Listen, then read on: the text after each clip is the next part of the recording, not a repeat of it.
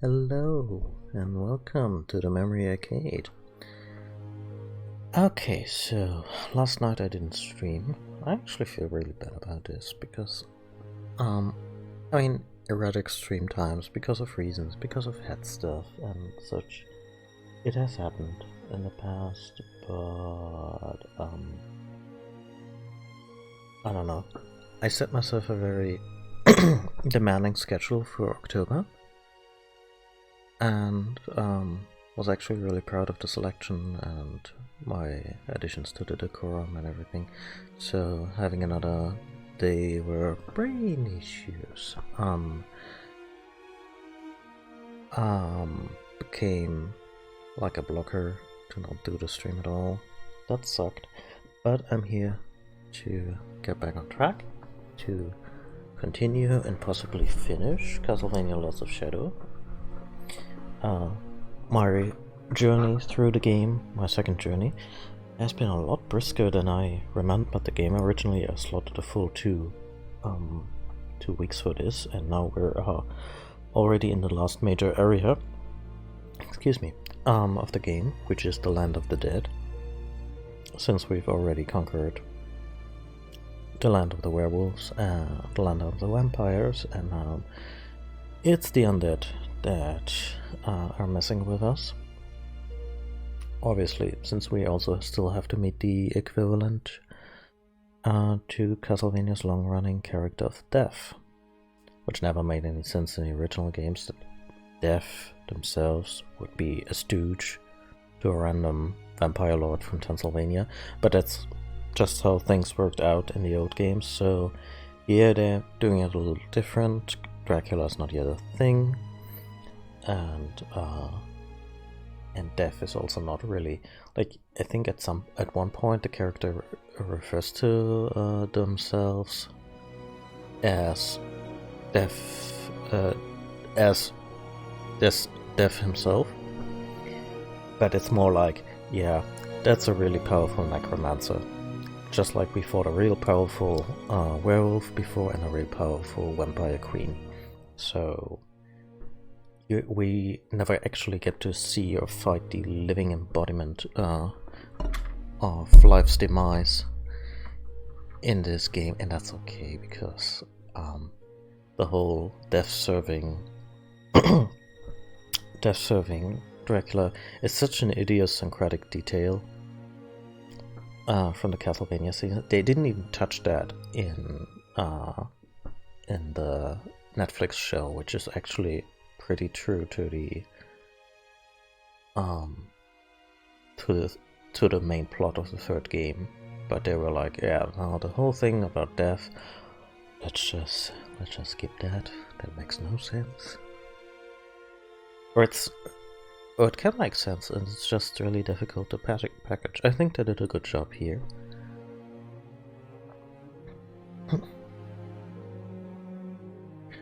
Hey, I'm just looking to know, preparing and working with Git Workshop for work. Oh yeah, you're very welcome too. Hello, you Kip.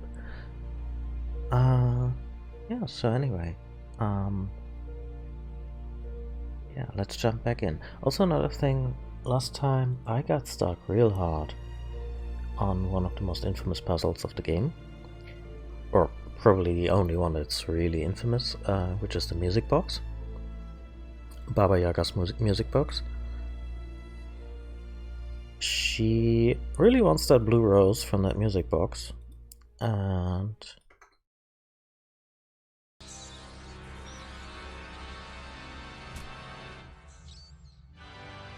there we go. The poor bat hit the logo again.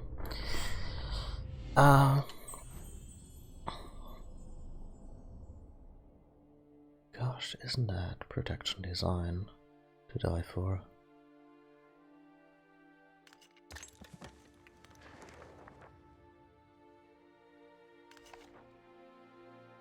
Not sure where we're gonna...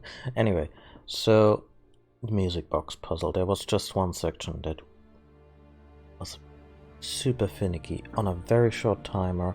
Had you do a lot of stuff to actually get back to the challenge. So kind of like an anti-Super Meat Boy level. and was just all around frustrating. And I actually tried to cheat at it, as in get a cheat engine, a multi-cheat engine for various games, download a code cheat, and try to fiddle with the timer through that. Didn't work. And eventually I just kept replaying the level offline. Thankfully it didn't take me terribly long, but I beat it. And then I was like, well, there's a cutscene at the end. What am I gonna do?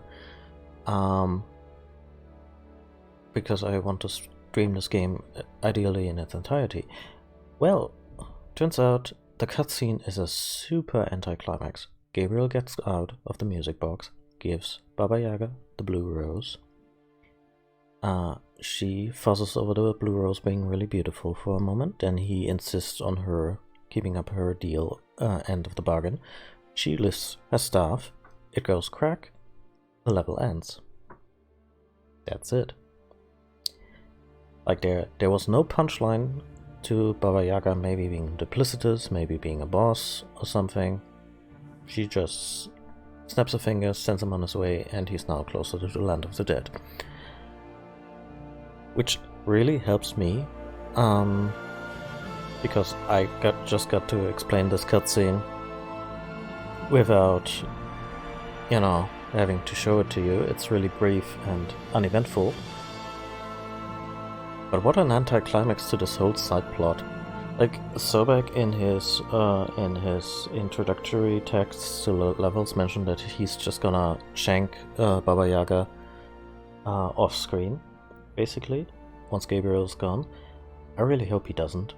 Like, I don't think Baba Yaga comes back in the second one, no.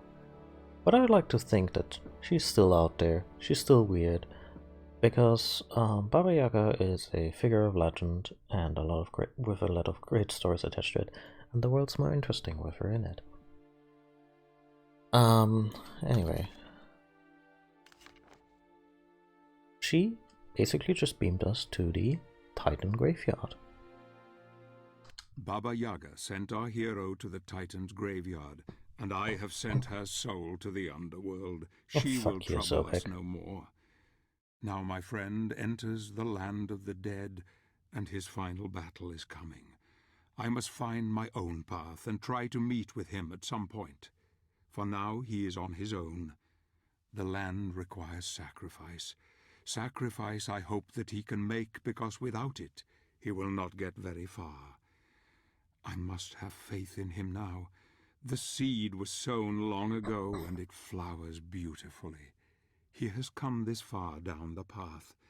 I must believe that he will go all the way. Lude?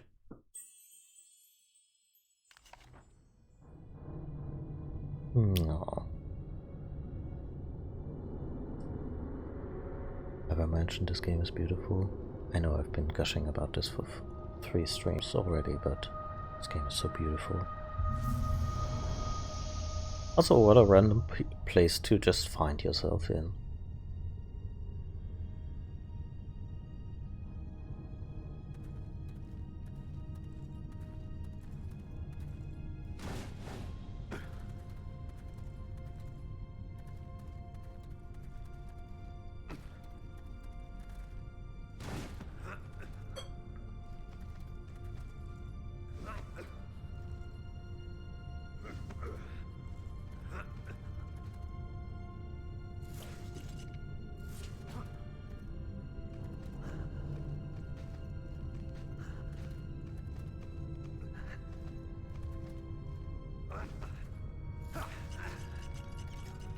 Okay, getting on with a little bit of basic traversal to get out of this very beautiful cavern.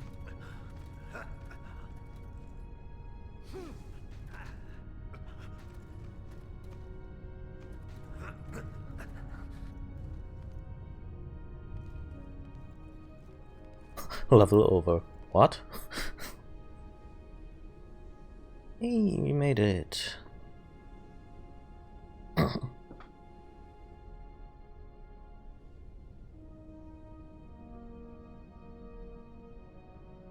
I mentioned before that Castlevania Lords of Shadow goes a little longer than one would expect from this type of game. And also a little bit outstays its welcome. I mean, I can appreciate the visual splendor on display here, even though it's through a filter of death and decay. But after doing the Vampire Castle, you know, the most Castlevania-ish area you can get, and then going through this, you can see how it's a little deflating.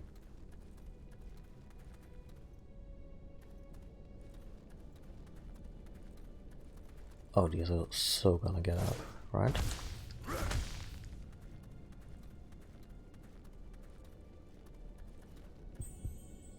The fog is poisonous.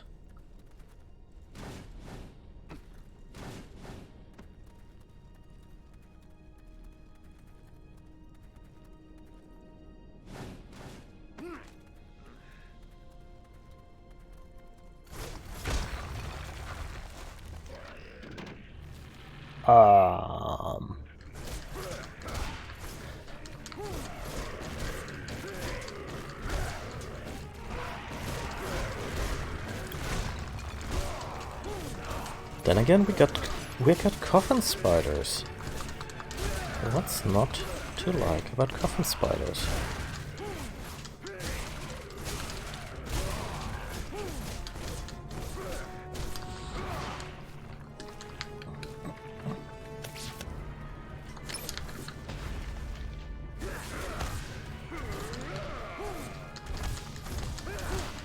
This thing has an obscene amount of health. Also, a little thing I did offline, even before I tackled the music box again, I went back through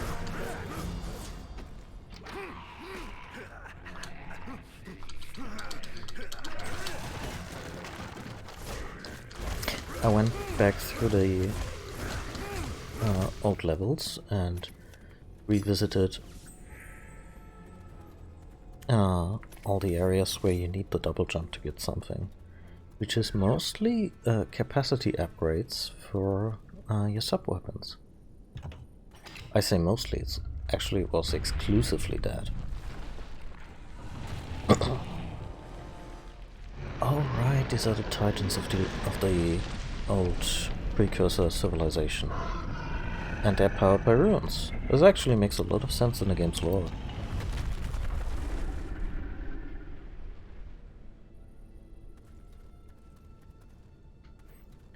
Okay, so this is definitely where we... okay, I cut us off from the other path. That's okay.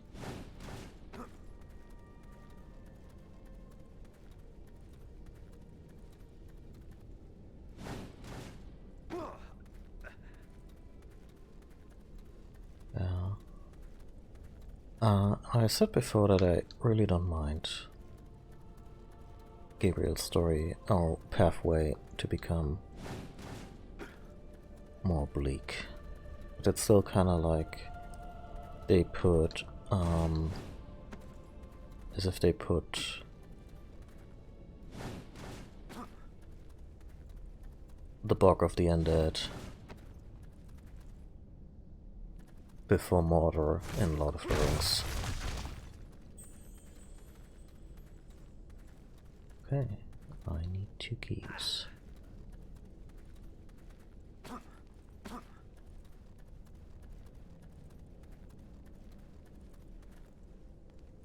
This does not look like level.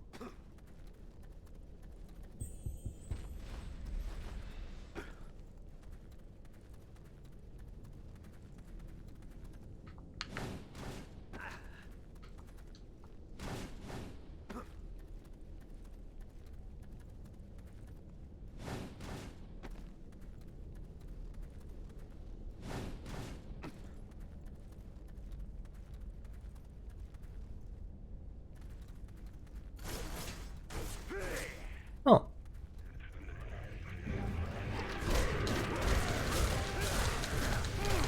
Get away from that coffin. Oh shit, there's 2 of them now. And I have no magic. And they're trying to do stuff.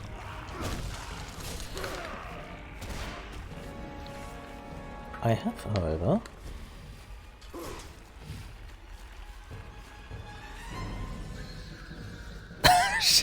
the fairies are too scared of the monsters. Fair, fair.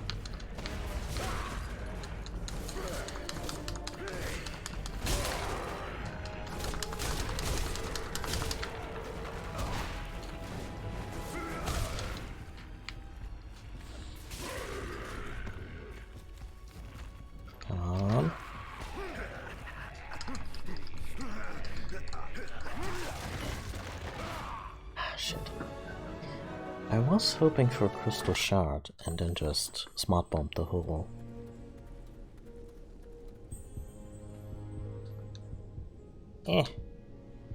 Oh, how devious.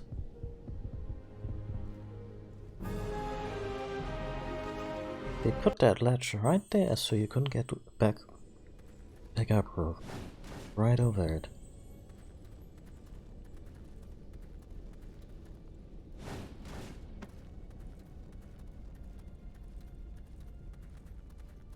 I feel this turn is poorly communicated by the camera. Anyway.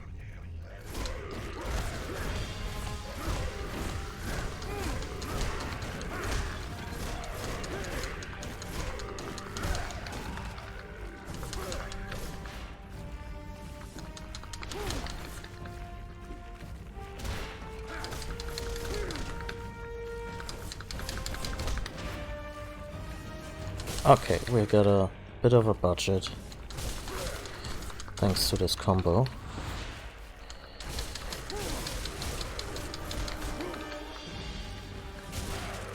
Let's just fill up the blue magic meter to our leisure. Almost looks like I know what I'm doing playing this game. Okay. Skills in session. Let's use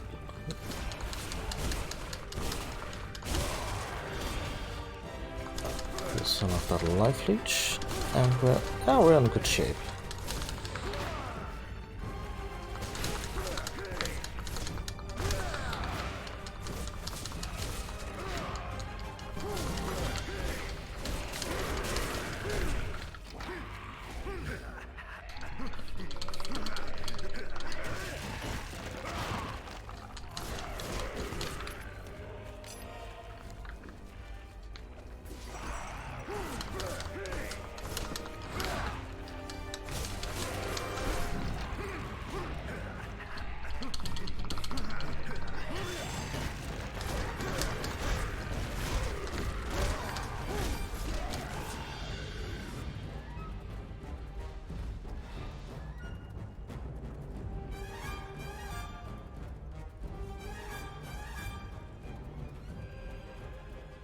Oh, there's the key.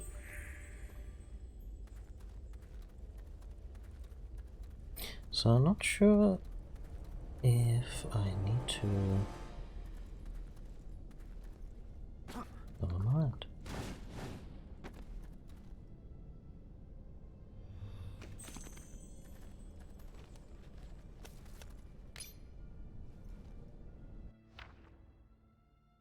Many have fallen, their bodies lie scattered like leaves in the wind. The prophecy speaks of one who is pure of heart. Yeah, that's not us.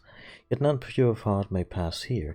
If anyone is strong enough to stand against death himself, then I fear he may be a blight of mankind also. Maybe we are destined to be ruled by evil, the strong conquering the weak. Perhaps that is God's will. Well, I couldn't tell you that. Mysterious ways and all that.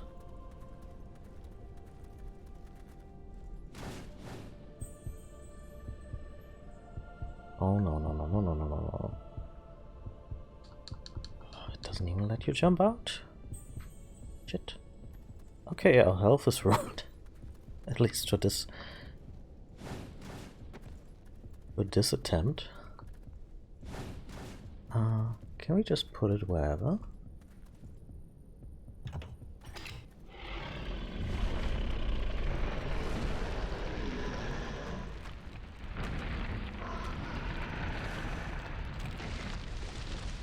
I think it's a really cool idea to just give them this shambling.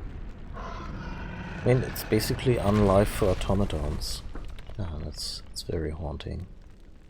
I like it a lot.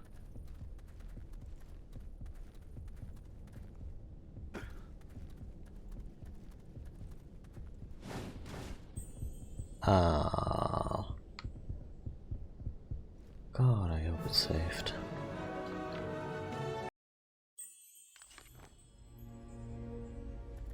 Good enough.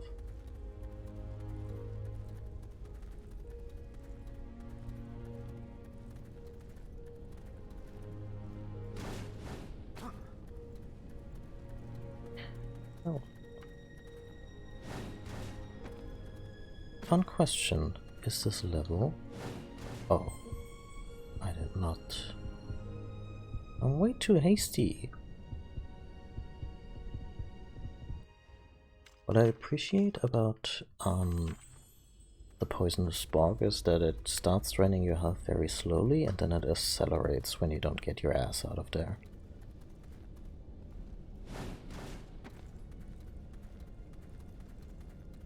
This way you can't game the thing by just traversing certain distances through the bog.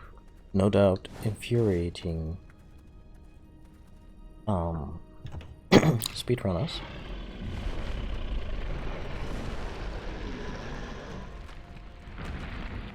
Oh, it's linear. No matter which rune I activate, it does this thing first. Okay.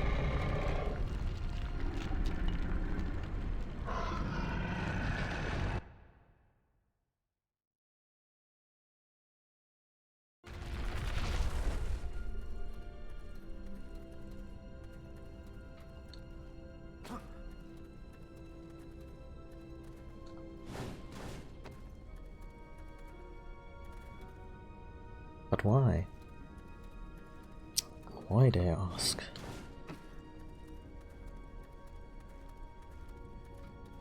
Hmm.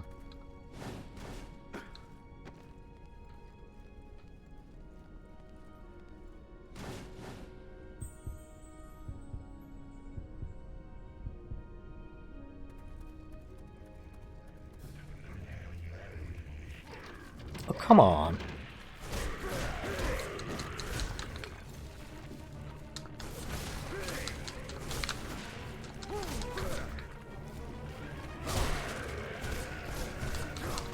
This thing has more coffins than a Team Rocket base.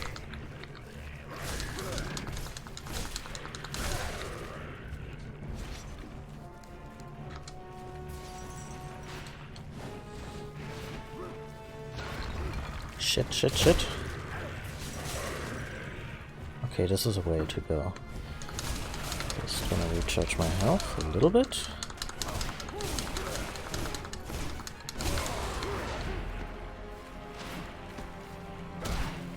Come on.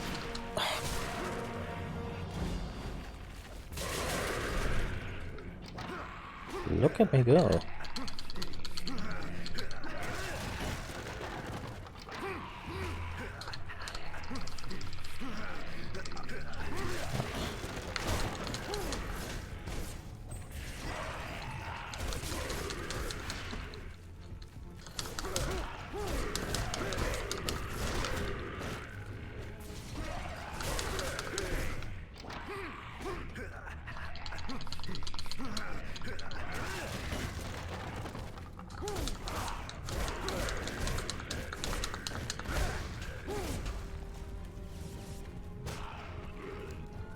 Oh.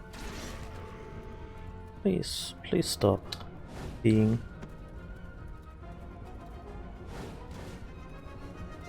Ah, it's just a way back. And there's nothing secret here? No?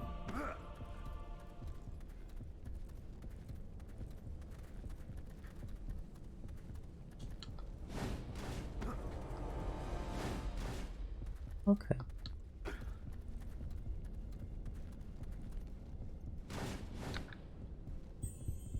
Oh.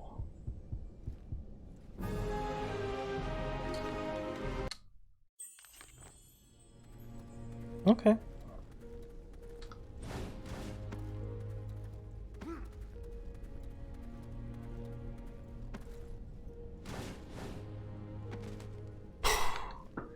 Those are some tight jumps. I know they gave us a double jump for a reason, but I wish they wouldn't make our life dependent on it quite that frequently.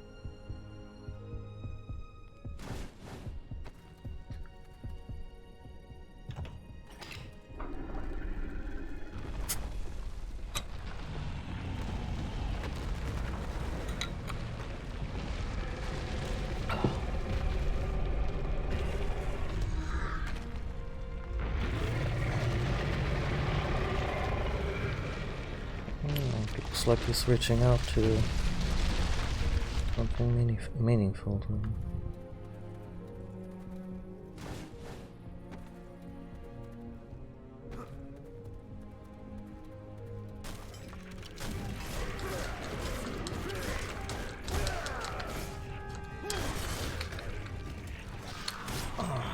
Oh, really? Really? I'm getting schooled here, it's not even funny. Well, it's a little funny. I can't remember. I remember.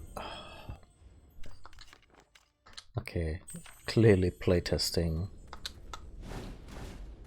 hit a bit of a resource snack at this stage in development.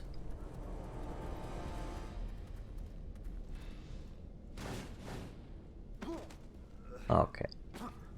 I can remember just wanting this area to end. Mostly because I was really curious how they would wrap up the story, with the vampire castle gone and no sign of Dracula inside, and me having my own little theories about how it would end, and how certain things from the original games would eventually manifest themselves. And I'm really happy to say I guessed the big twist in advance in a game where, well, one of the big twists anyway, which is Gabriel's fate. And I feel it's not super clearly... Oh, well done. Let's fuck shit up.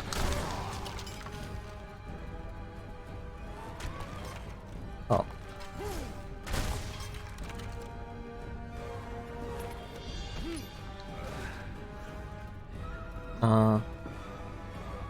And I don't think it's a twist that is that predictable, but it helps to realize a few things about... Like, I mean, this is a spoiled stream, so I'm just gonna say it. Gabriel becomes Dracula at the end of the game. And there's a few things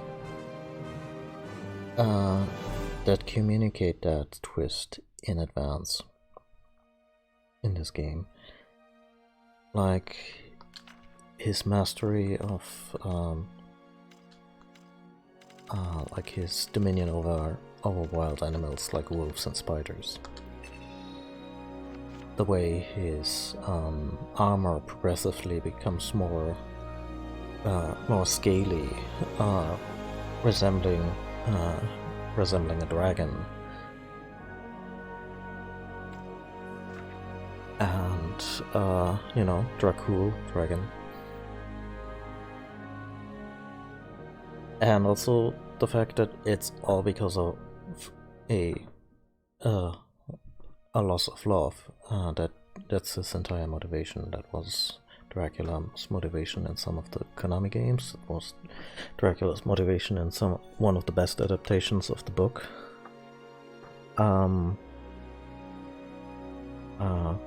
You know, Bram Stoker's Dracula, which is a spectacular movie, and if you have never seen it, do yourself a favor. It's such a trip, such a lavish production, such a like over-the-top performances, but it all adds up to something really special.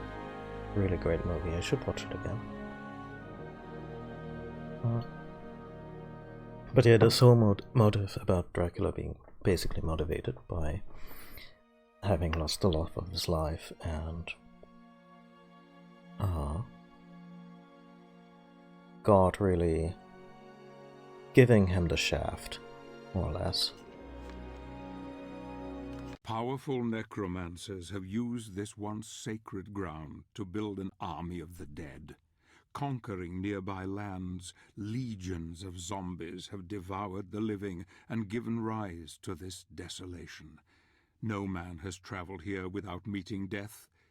Gabriel now faces his toughest challenge. He now bangs his fists on the very doors of hell on earth, and the Lord who commands here is listening, waiting for him, smiling. Mm-hmm.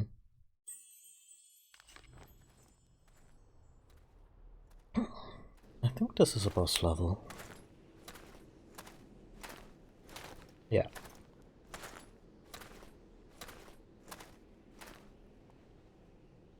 It appears that our paths cross once more.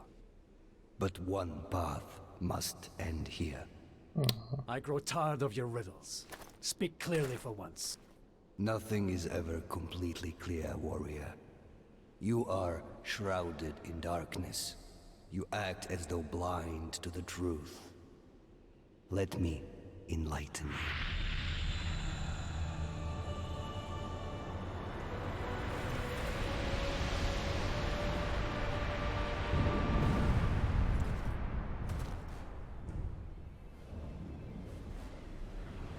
That's a lot of blades.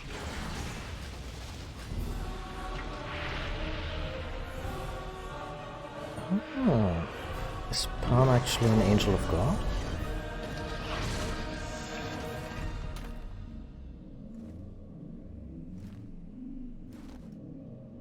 Let's see how powerful you are without your magic. Oh, we can do that. Yeah, it's weird. They make this whole point about Pan being an old god, like a pre-Christian entity, but here he's suddenly gained the appearance of an angel, and I mean winged radiant entities are not exclusively a Judeo-Christian thing, but it makes me wonder if if Pan was maybe was actually one of the warriors of light.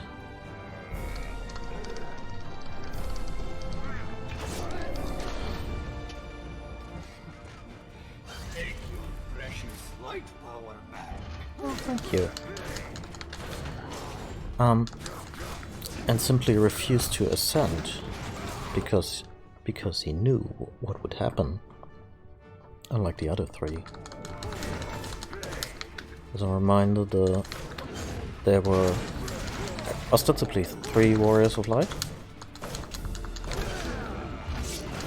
You are not the only one with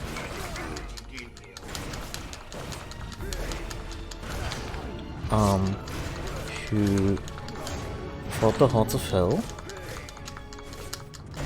and became very powerful in the process. You know, all those experience points they racked up, and they then cleansed themselves of all evil and ascended to heaven, and leaving behind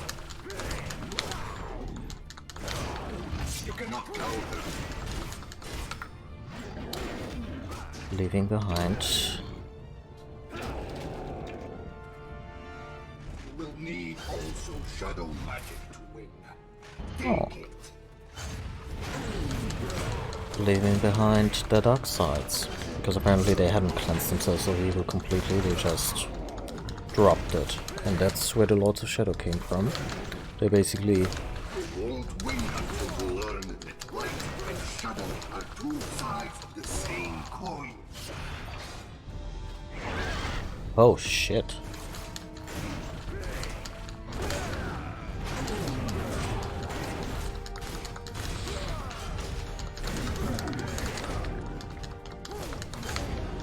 Yeah, so I'm wondering right now if maybe Pan was actually a fourth warrior of that order, and he simply refused to ascend because he knew what he would leave behind.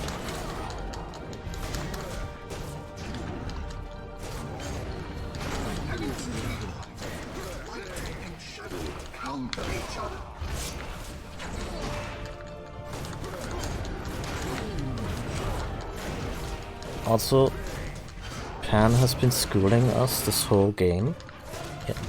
You know, speaking of riddles, very Yoda-like. And here he's teaching us how to fight the final boss of the game. Which is a really beautiful gift, if you think about it.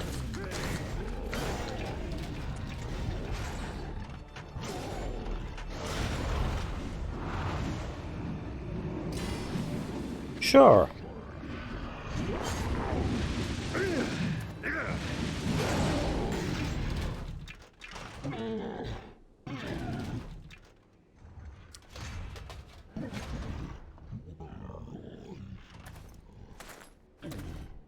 Why? Why did you make me fight you? Because this is how it must be. We must all make sacrifices in order to find redemption. That's a very Christian concept. No, I did not want this. I did not ask for this. Blood must be spilt for this path to be opened to you. I accept my fate. Can you accept yours? I am not worthy. I am not of pure heart. Oh, look at Gabriel finally having the gravitas that... Like I mentioned before, I like Gabriel, you know, Gabriel is a sympathetic character, so I like him better than, say, Kratos. But, there's still not much going on there. But right now, yeah, the performance really...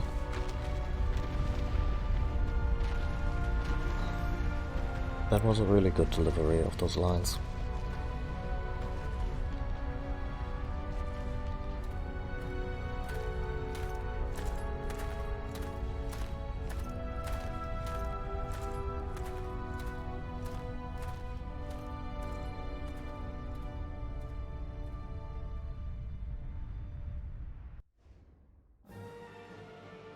Like how it had the obvious "something is follow you" camera going on. So yeah, probably not getting ultimate light and ultimate shadow. You have to grind for these. We're also maybe not filling up the final crests. So the old god is dead. It has come to this at last. The blood of a god has opened the way. Good, Gabriel, very good. There is only one true God, and all usurpers must be cast aside. Wow. Though Pan's sacrifice was not in vain. Now our warrior of light can proceed to his final destiny.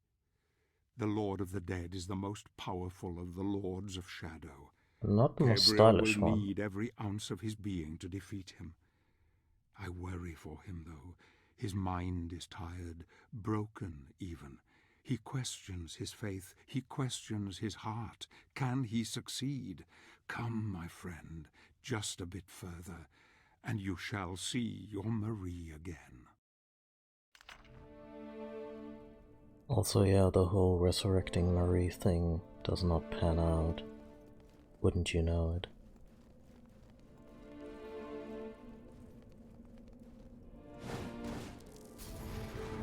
Game, please. Ah, it's a running start. Okay.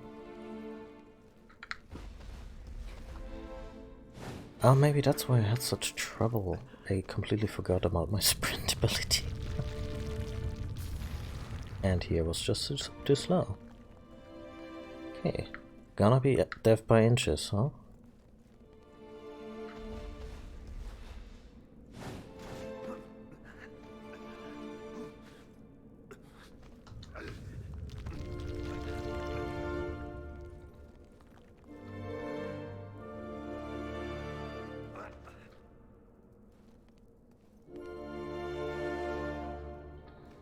I'm not sure if this piece of music was directly inspired by the cave theme from Castlevania 4. I think I said this before. If it is not, then it's such a coincidence. It's very close. Very sweet. Oh, you're gonna be a problem, aren't you?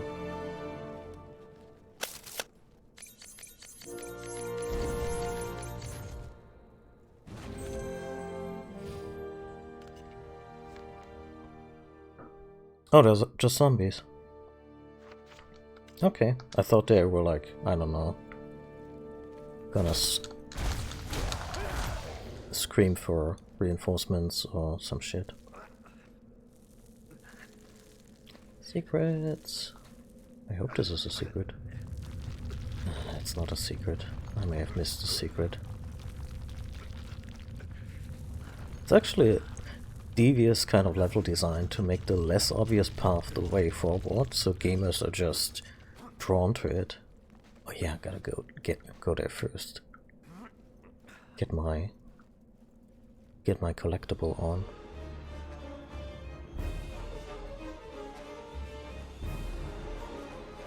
Okay, okay. I'm expecting a musical number right about now.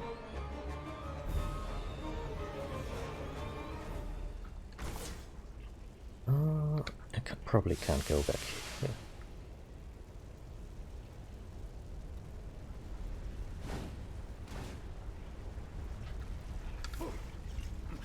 Oh, I appreciate the slow motion for dramatic effect and to make it to a No, no, no, no, no.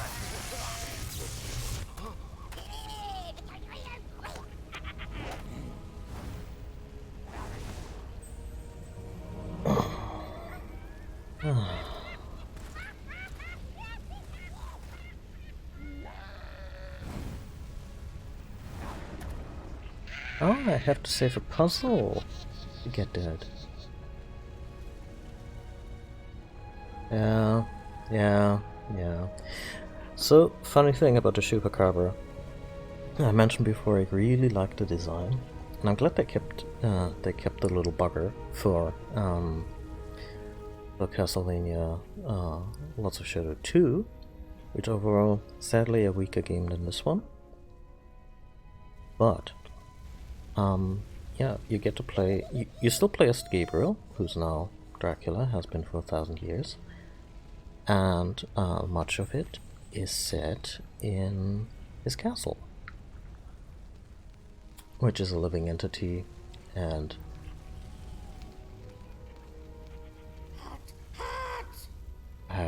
has real issues of letting go of him. So that's fun. Wait, can I even do my punches without...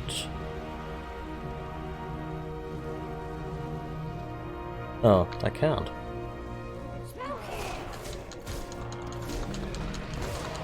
And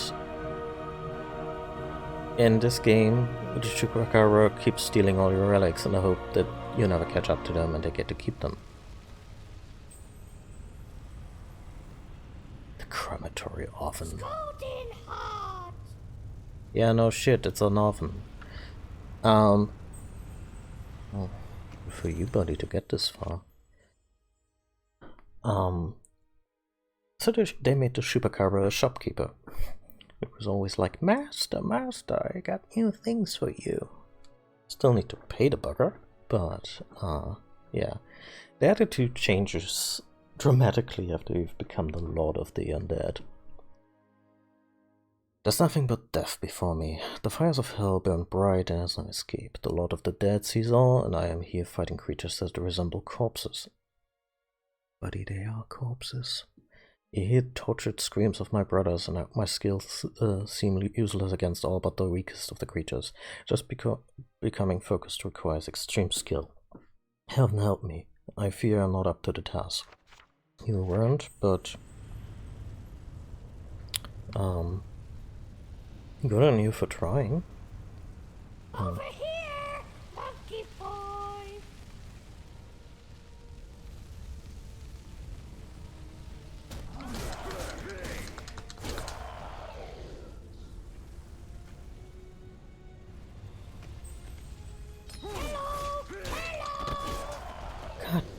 Chupacabra.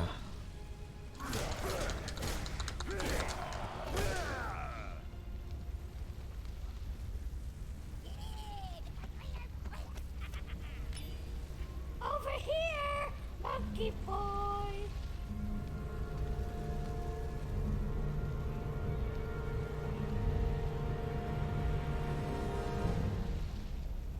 Ha-ha, found me.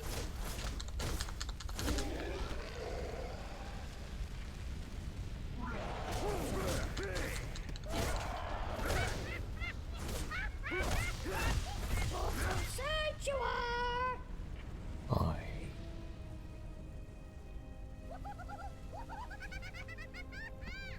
So, okay, what can you do? Oh, Front of you. Can you see me? okay, this is one.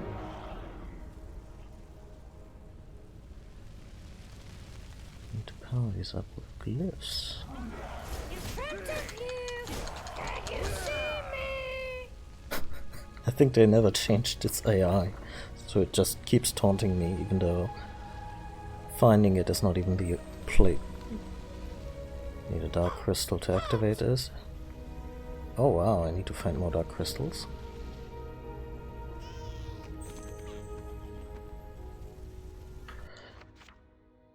The heat is incredible. I don't think I can make it. If it hadn't been for Gandolfi and his incredible creation, I wouldn't have gotten this far. God protect him and the one who was chosen. God protect us all from the spell.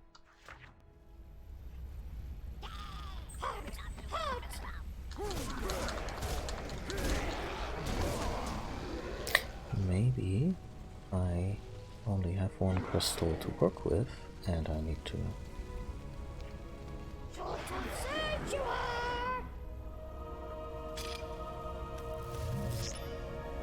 Ah. Music setting in just when the player gets it.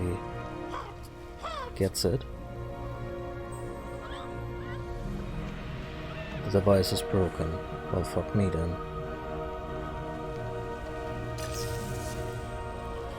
In front of you. Can you see me?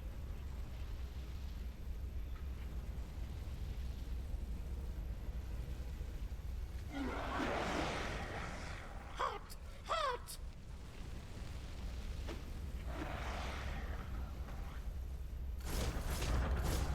Oh.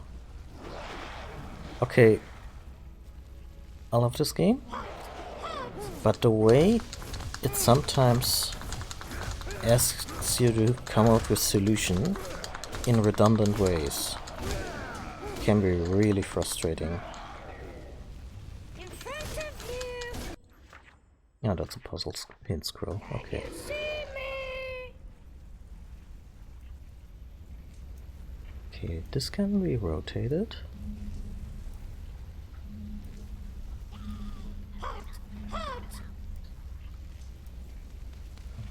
Interesting. Does this stop when I... No? It does. Okay. So I basically need to find the ideal place to... What exactly? Just laser it then?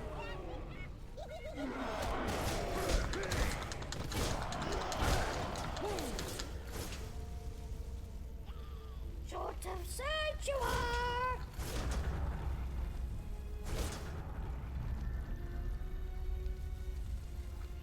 Okay, let's try. Maybe I just need to laser. Ha-ha, found me. Okay, this is definitely a solution. In front of you. Can you see me?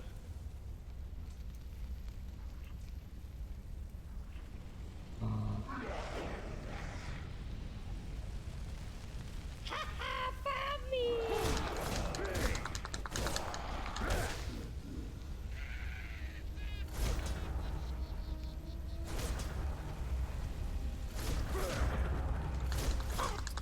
Little disappointed that they don't splatter the zombies.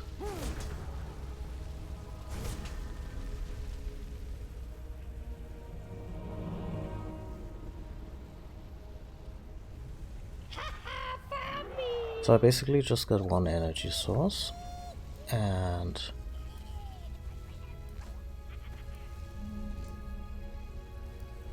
oh, can't do it that way. And I need to light them all up with one.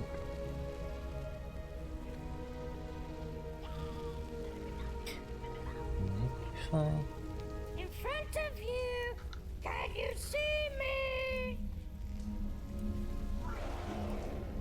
Yeah, that works. In front of you! Can you see me?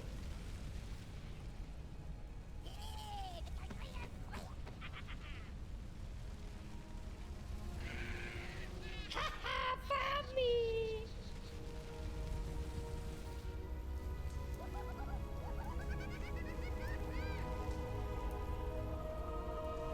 In front of you! Can you see me?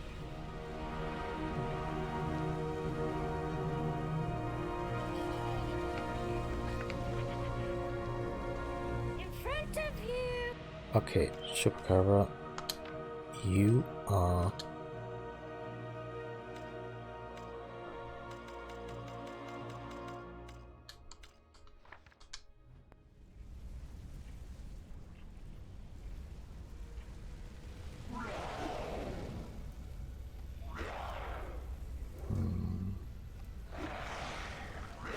Oh, that's much better.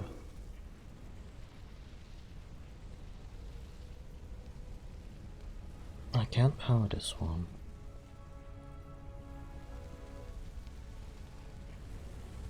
I'm not sure if I need to power all of them, or if I just need to find a way to blast the center of it.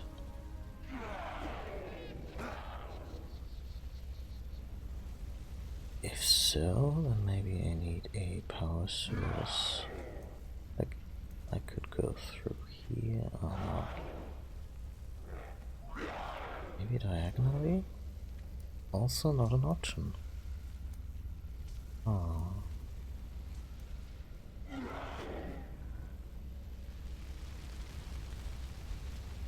Let's take the crystal out. I may be approaching this on the wrong direction.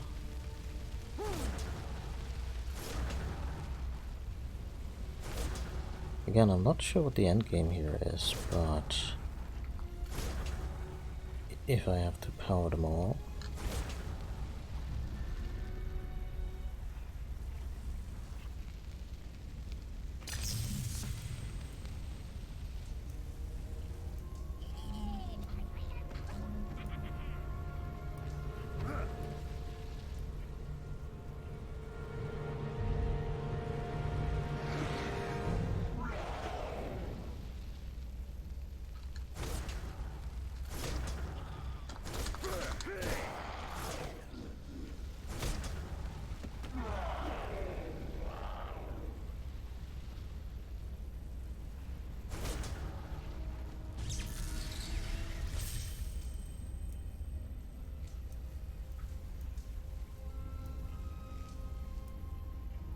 okay.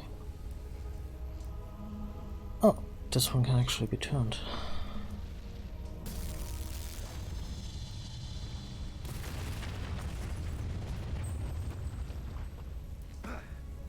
Oh, okay. I need one that goes through here. Okay, yeah, no, we can do that. This is a fun puzzle. Overall, I really like the puzzles in this game, and I like that they give you these hint scrolls that you can activate if you're stuck.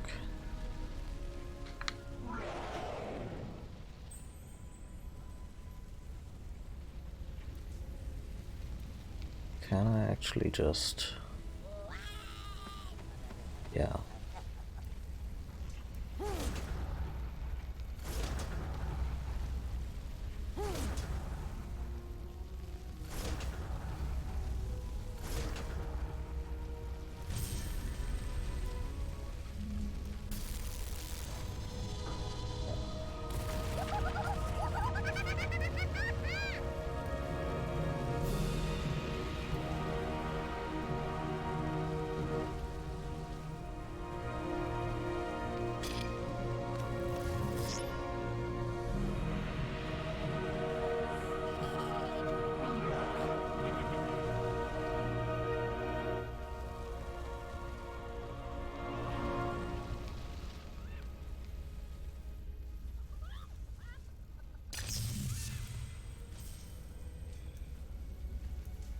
this one now powers the... And... Or forget.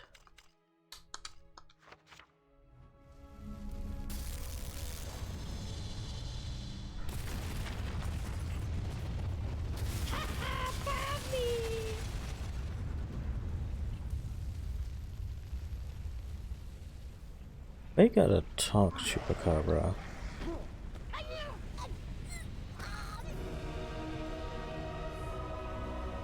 So I feel that puzzle was worth more than that.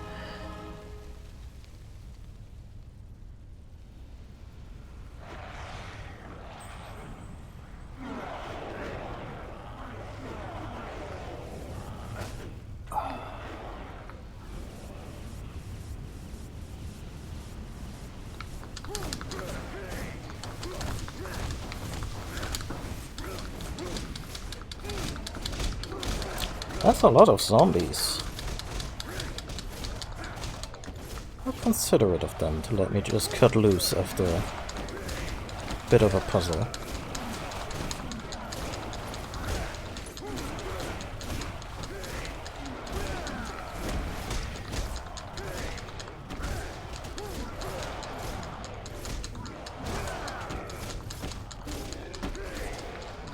What's this new meter?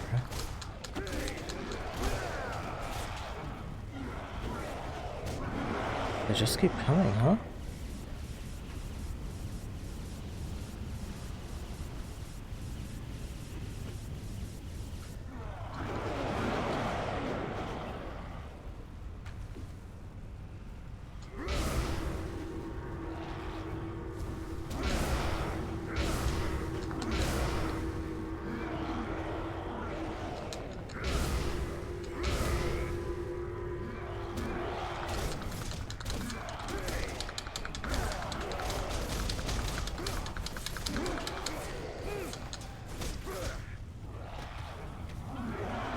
Joke's on me.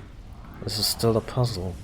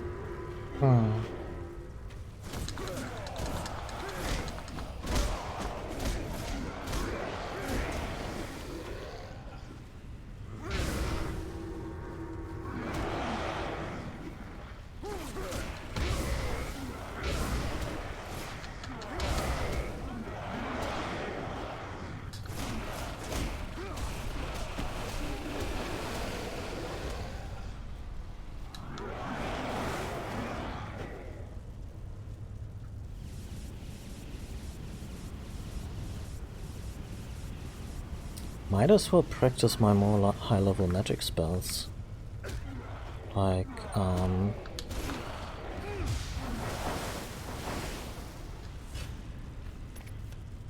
oh yeah.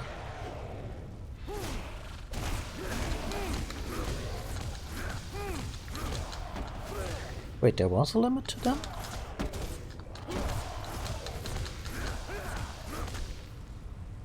Okay.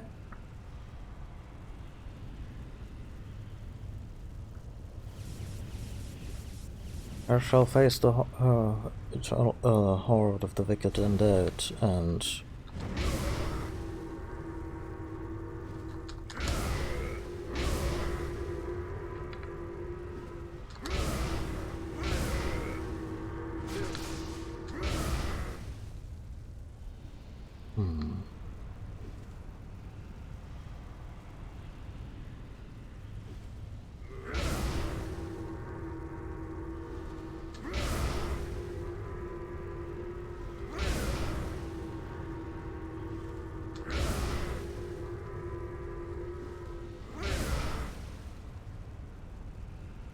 I imagine I need to fill up both meters, so I probably just need to be really quick about it.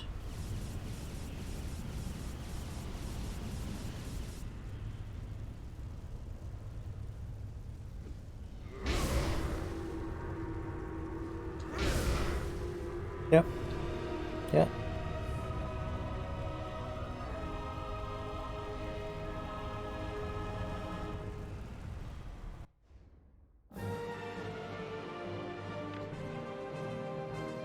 Fueled by the very flames of hell itself, the crematory oven is where the gravedigger does his ghastly work.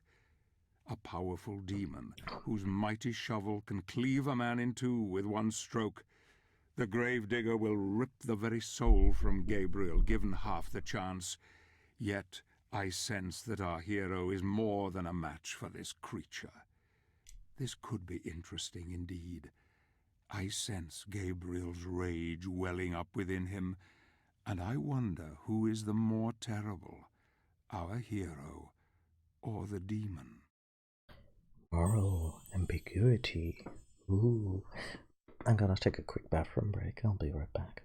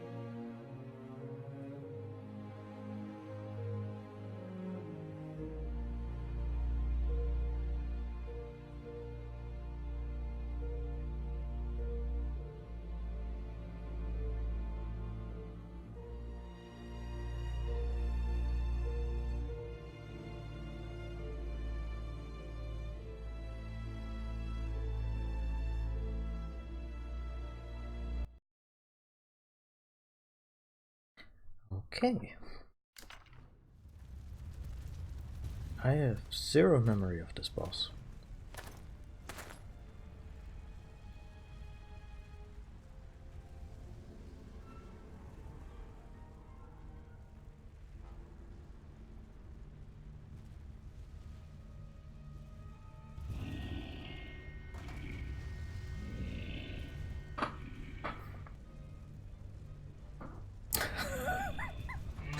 Gabriel, his eyes are not even showing. Do you think you're gonna win a stare down?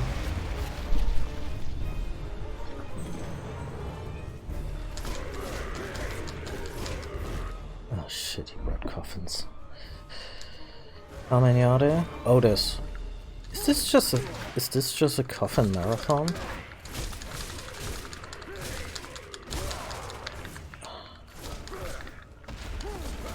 And there's two of them now. Well, it's,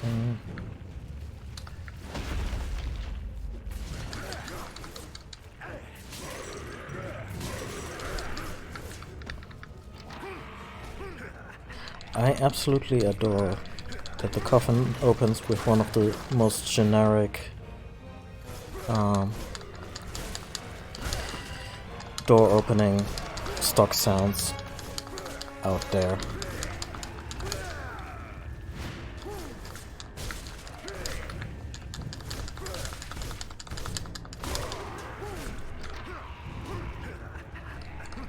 Also, I realized way too late at replaying this game that the QuickTime event button prompts show up on the screen relative to their position on an Xbox pad, which I really appreciate because it's just one more bit of mental labor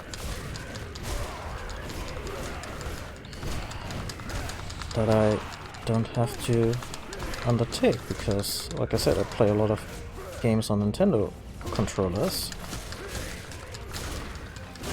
and there be different button labels.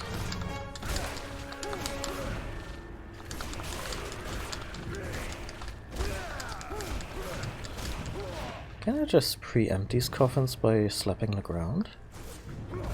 Not like this, Gabriel. I know you want to face the enemy, and I commend you for it.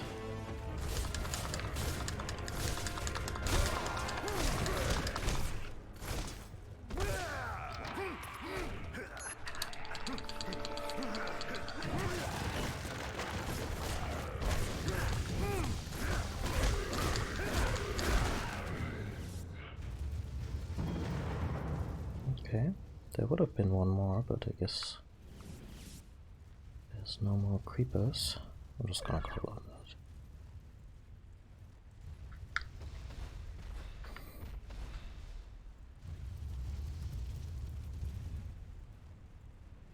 that. No, nothing here.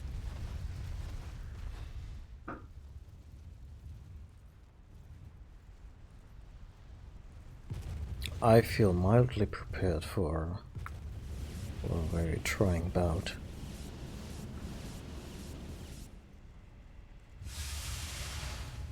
Oh, let's do this.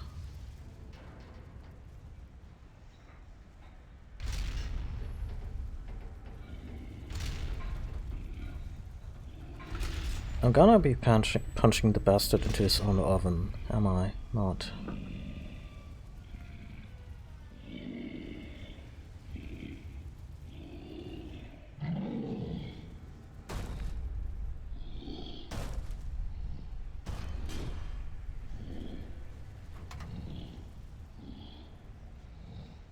There is so much going on in that design, and it's still relatively sparse.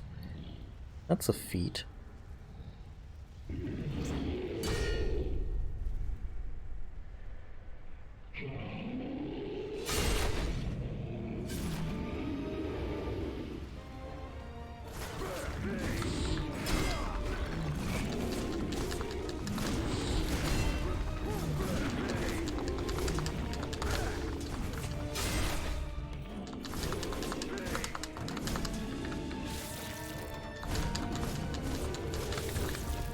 Oh my god, it's a tentacle monster.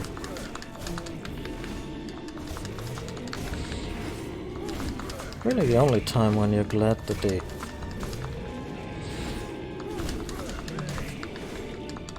didn't go for a female protagonist.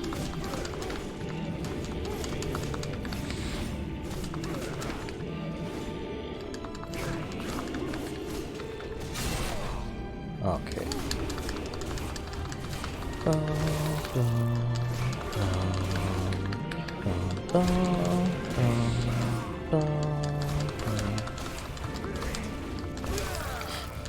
Do you sometimes want random stats of your life just to appear in front of you as a numeric value?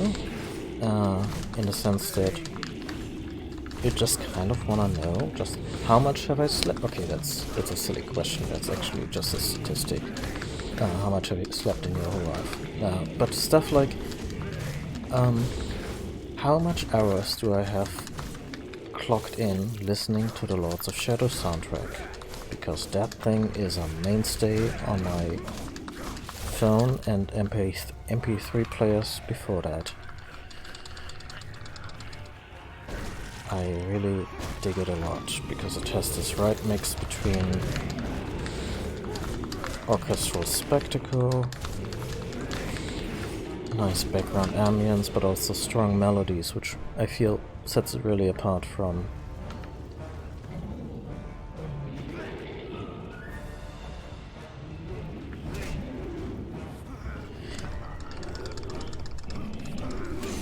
Gabriel, if you want the man's job, you could have just...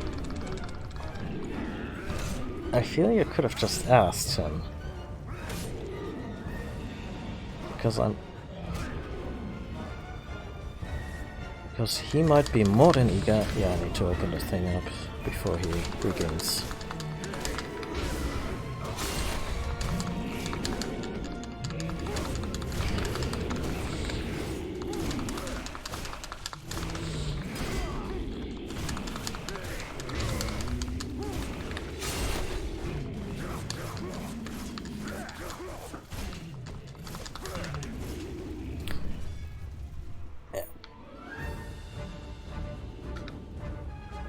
Come on.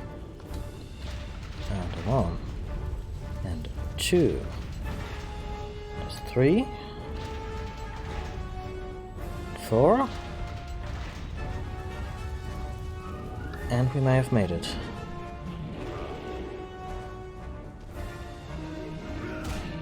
I'll have to go through that whole shindig again.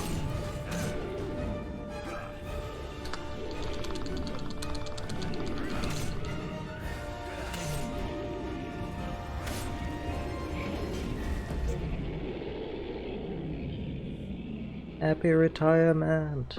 I hope they have a good plan for you.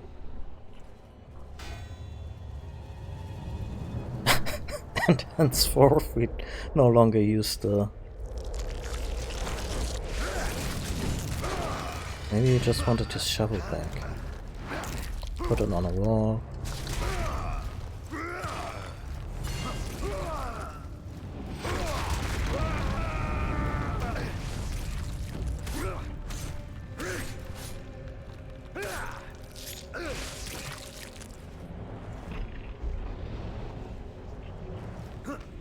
We made it to actual literal hell, huh?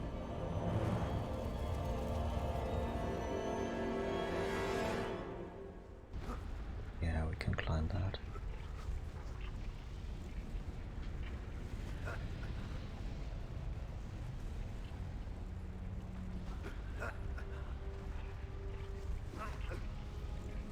In a world where both the tonal consistency and copyright were not an issue, I would love for the Doom guy just to come blasting by with a shotgun, be like, what's up? And move on again.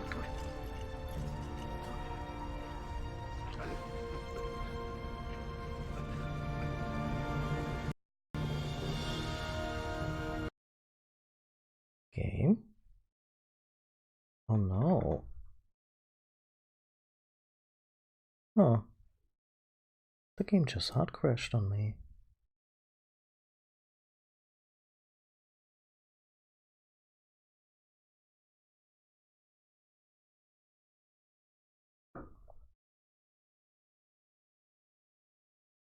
I hope we don't have to redo the boss fight.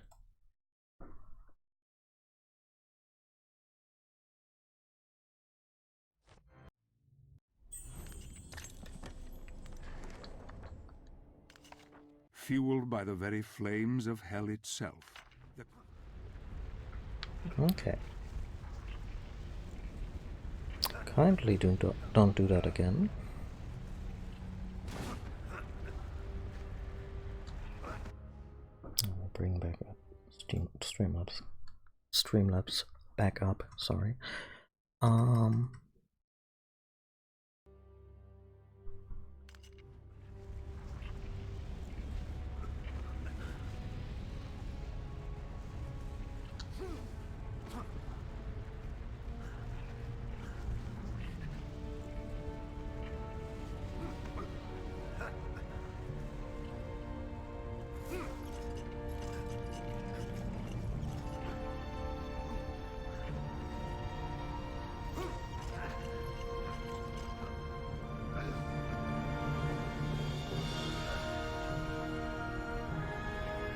Okay, we're good, I think.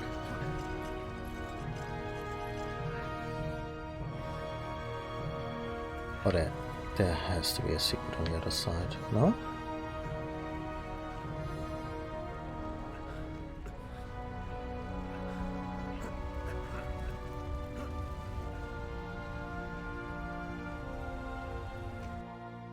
Hey!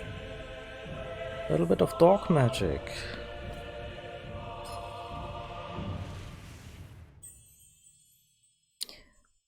How much blue do we need to get parity?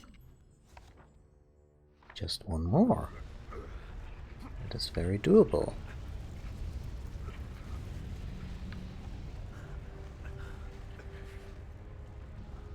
Oh, it's gradually filling up with lava. I had not realized that, but okay, we got the gem.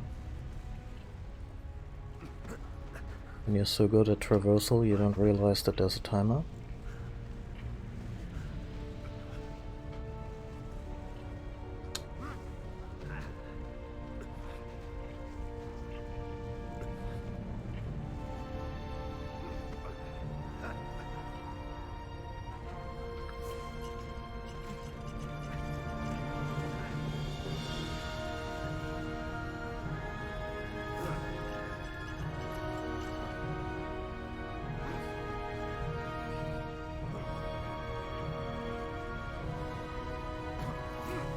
I wonder how well the Sense of Time series has aged. Prince of Persia, I mean.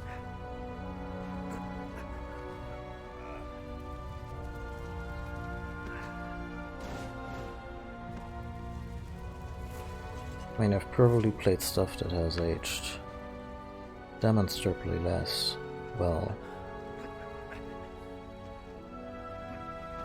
But, you know.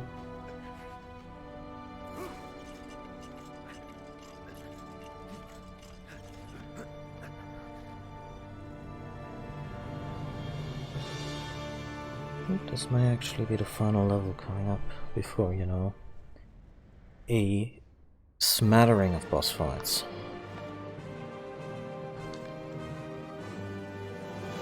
And so it begins. The necromancer's abyss lies at his feet. He is dark and terrible, and the cries of the dead follow him wherever he goes. There is nothing but hate in his heart. Hate for those who have taken his beloved, who have made him do terrible things, who have taken his humanity.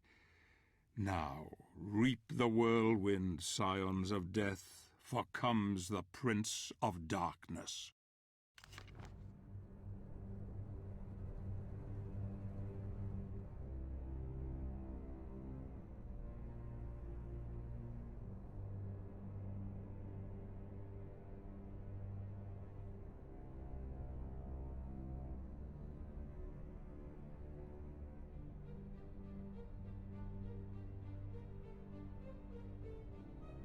I think this is one more level where we have to traverse a lot and unlock some stuff.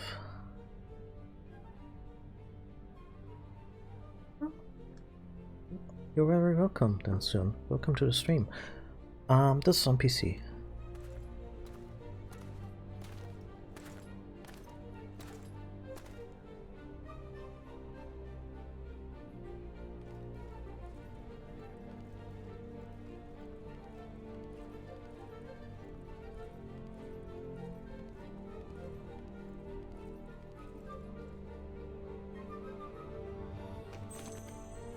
You know, throughout the entire game you kind of get the impression that the Knights of the Order weren't all that great. But look at this guy. He made it this far. And he gave us a hint scroll. That's okay too.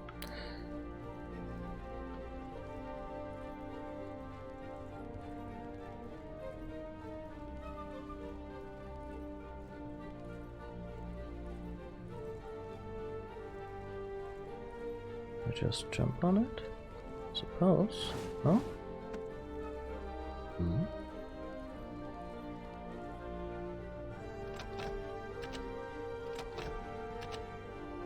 Oh, okay.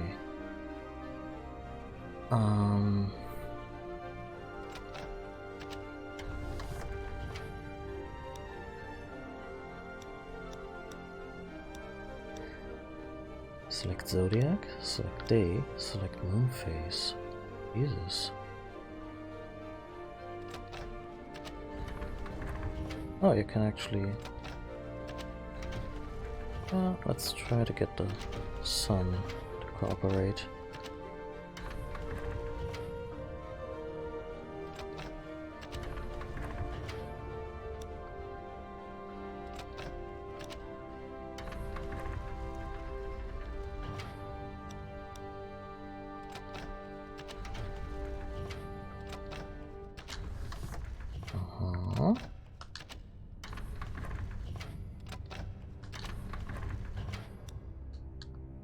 This is basically the pond puzzle again, just with different.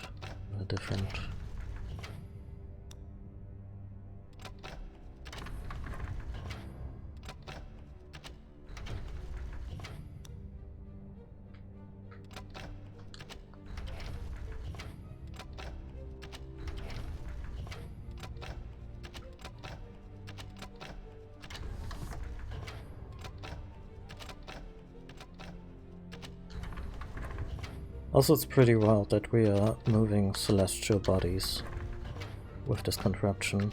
I mean, I have this feeling that this is not all really happening on Earth. Like, reality is just starting to warp gradually.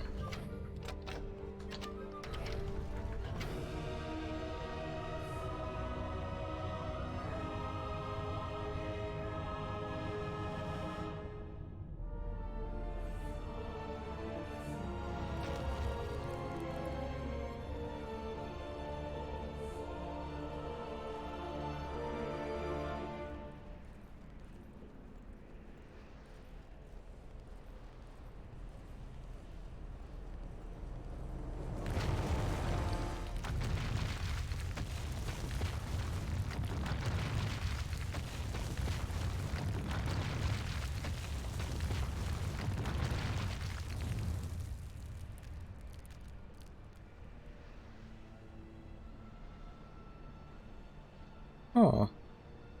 I mean, we're about to do nothing but fighting, so...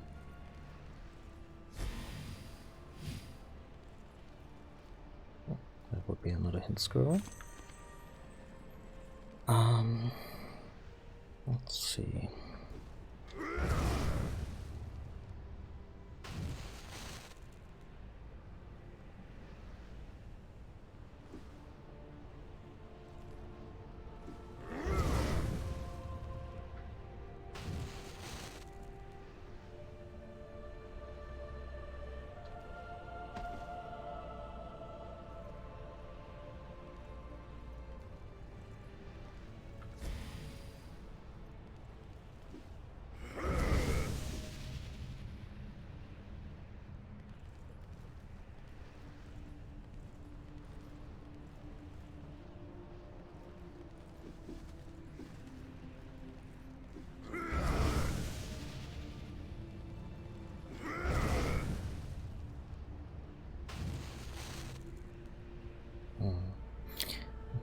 have to guide this spark.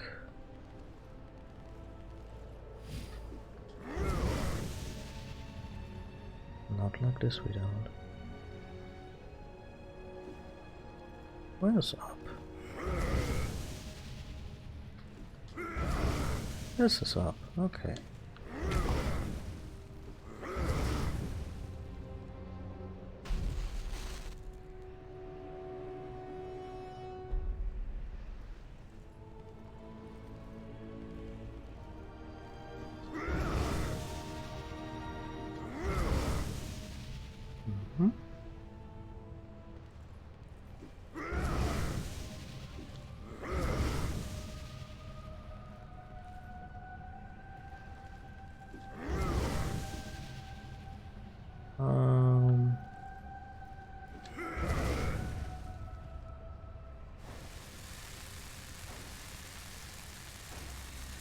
Almost.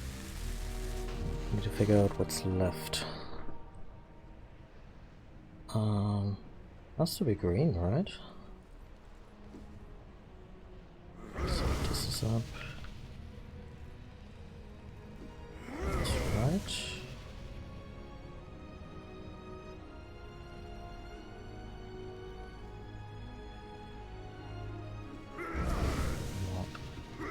Up.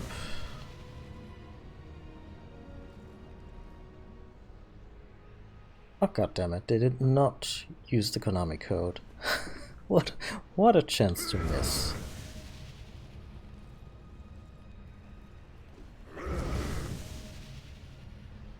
Okay. Left is green.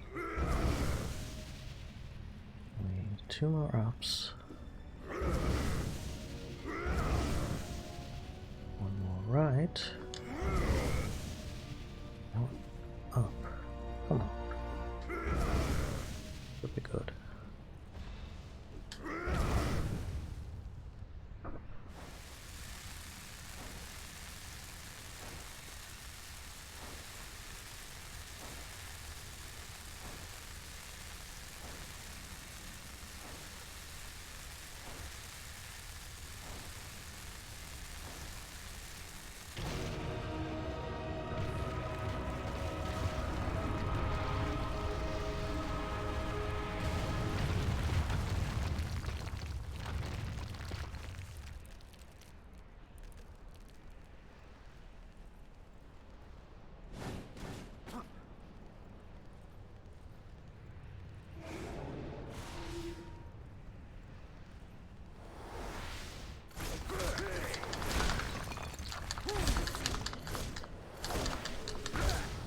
It's a Reaper, and I think these fellas hit pretty hard. I mean, they should, obviously, but not sure if it was instant death, but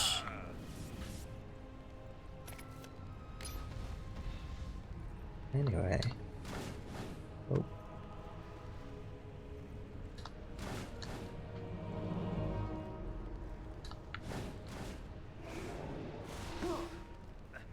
Oh. Yeah, that works.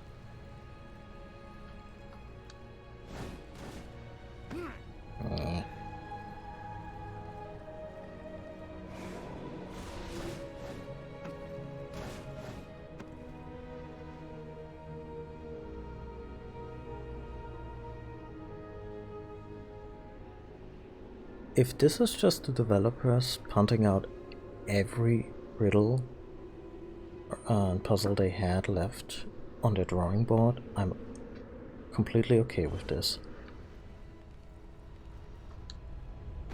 Not sure about the moving platforms though.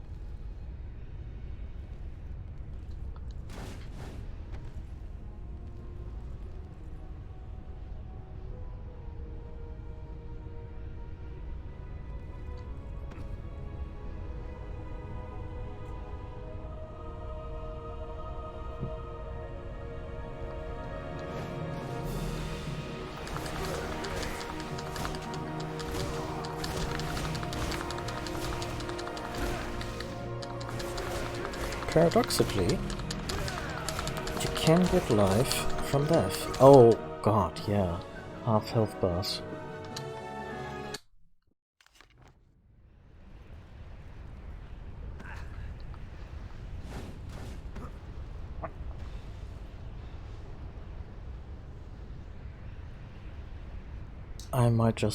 I might actually just run for the next platforming section where they become an issue.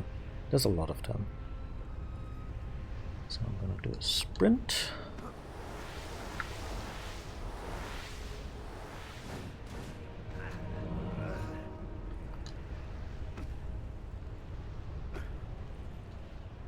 Come on. Yeah.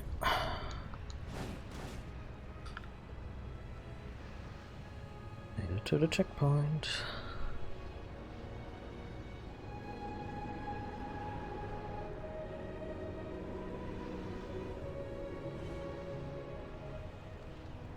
Oh, there's gotta be a combat trial here.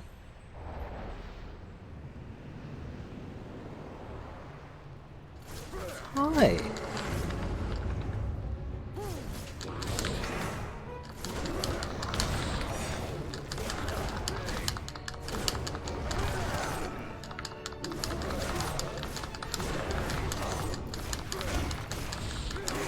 He actually does not hit nearly as hard as his stooges.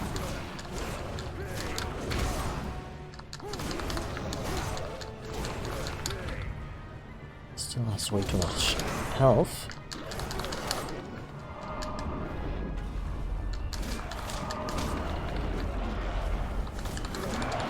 Oh, this is fun.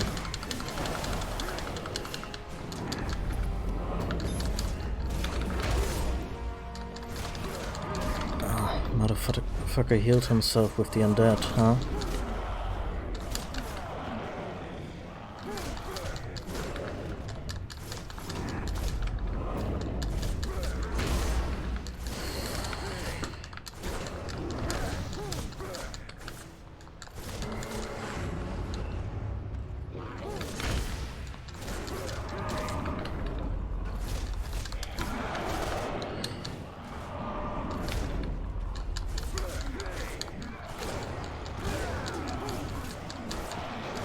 Let's see how bad this can... Oh!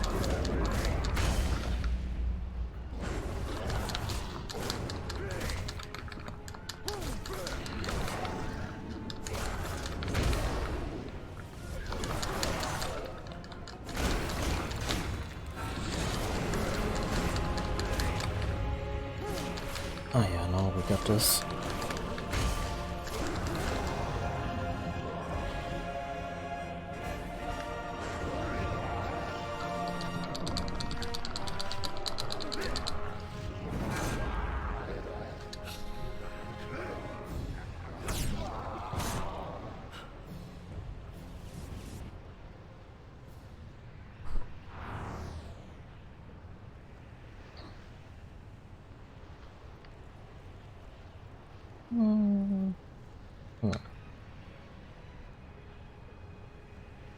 And you get dropped over an abyss.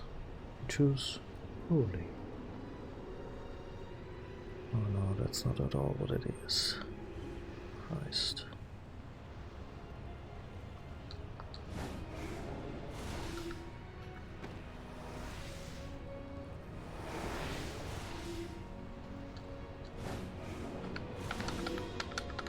Why?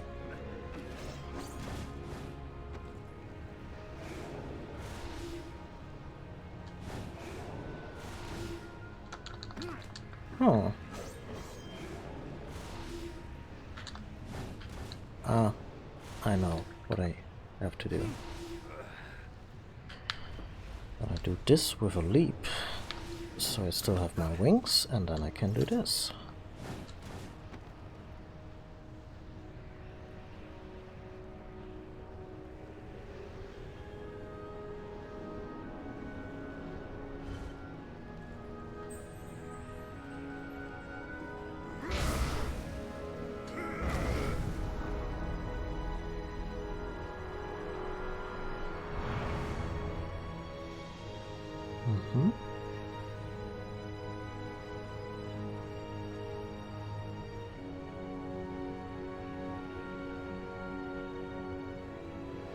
I imagine I'll be back at the... Yeah. Okay. I'm doing a bit of backtracking here because I'm pretty sure there's more of this place.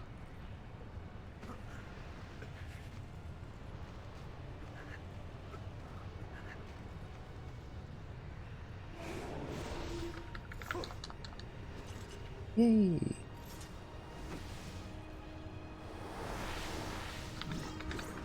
I think I may just have to face these.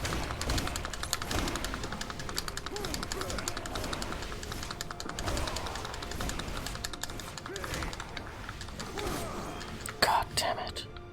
Or maybe not.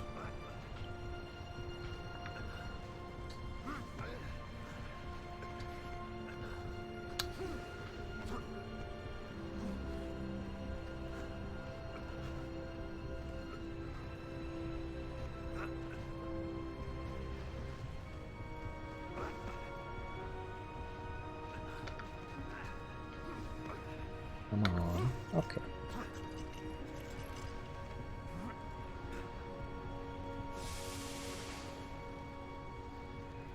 Blue? Blue? Oh, wait.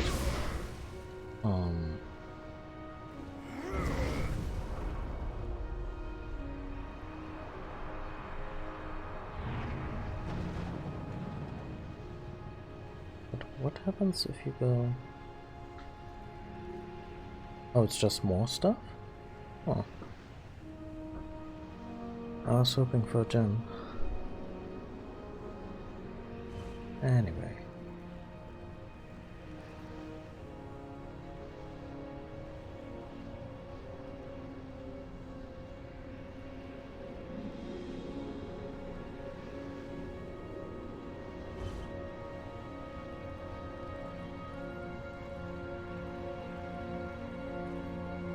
But when do we get the portal gun? Isn't that the real question?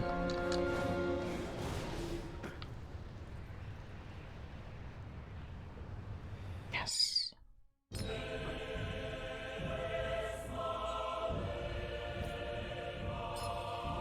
So I have no strong desire to 100% this, which means that we are just about as good as I wanted us to be. In terms of, I mean, there is a temptation to get the last 2 green gems, obviously, but add a little bit of extra life, but still,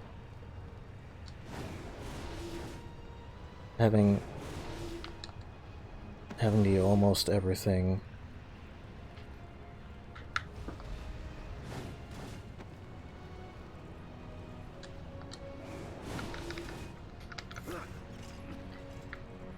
In every category.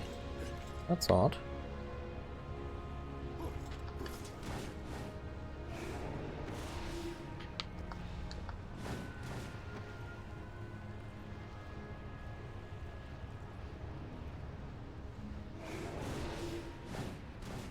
Oh. Let's get a running start.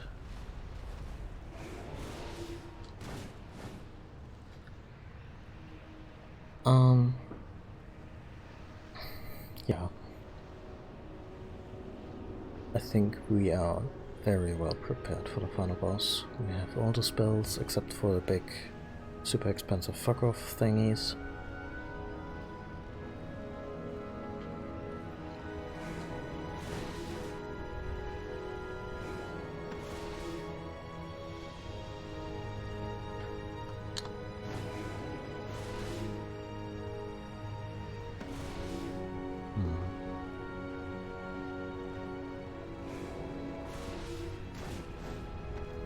I mean, that works. What if I deliberately jump into this one? Okay. That's fair.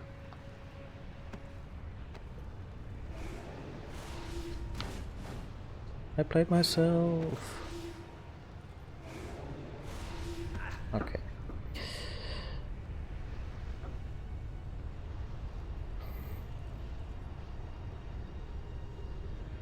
Oh, there's another dude over there. Doesn't hurt to still get some of the Wow, gems.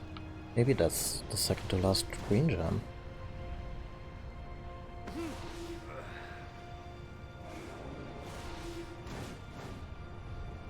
I'm way too impatient at this point. The finale of this game is really good. I kinda wanna get to it while I still have time to stream. Since this is an afternoon stream, I actually can't go on for much more than an hour. And the final boss is no slouch, absolutely not. And again, I've been hyping up the bosses as really difficult this whole time, and I don't think any of them has really given me that much trouble. Probably because, like, I'm still not sure.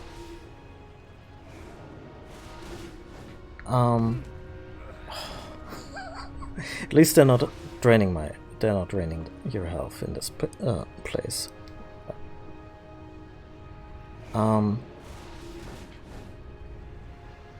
Okay. I'm still not sure if it's the 60 FPS jump that makes this made the boss fights a lot more manageable, or if I'm just way more adept at spectacle fighters now that I've played Bayonetta 1 and 2 a lot in the intervening time. I refuse to believe that I actually get better at this kind of game because of higher age. That's okay. I'm gonna wait, then I'm gonna get a running start,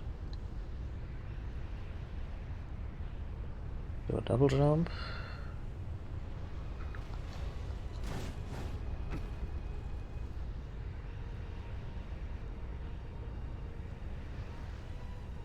and we totally made it. And we're gonna get a scroll, right?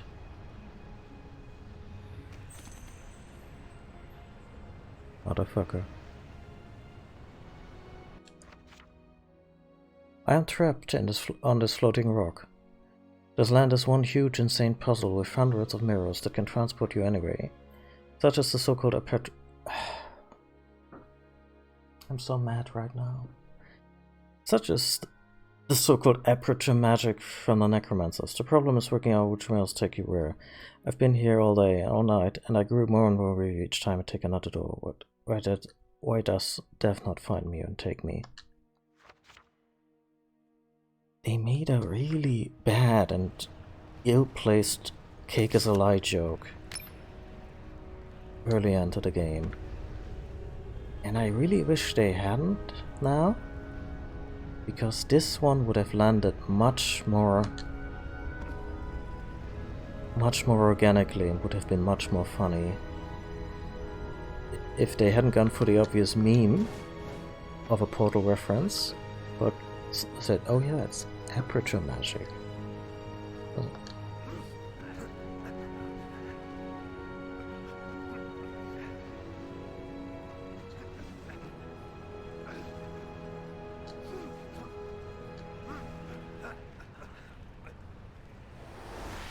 Oh no. I'm not doing that.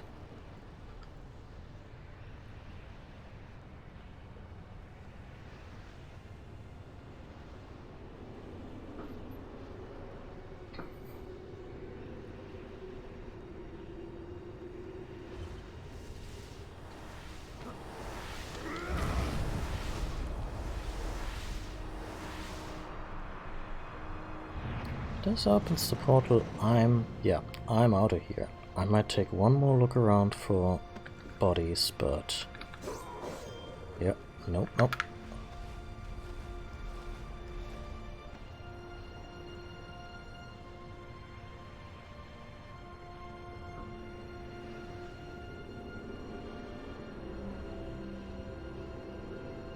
Does this take us to the summit?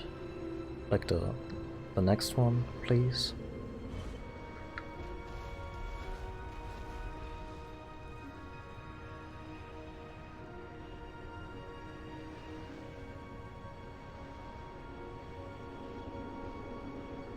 Maybe not. Maybe another mini-boss? I could go for another mini-boss.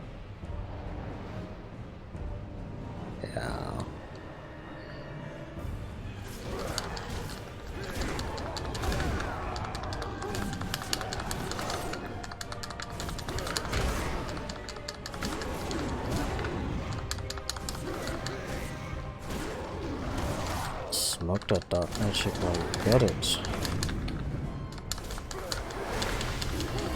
Oh, that's troubling.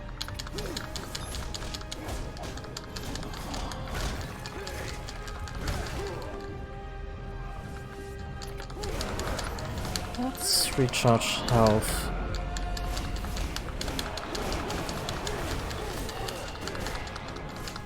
While we can. The zombies I can deal with.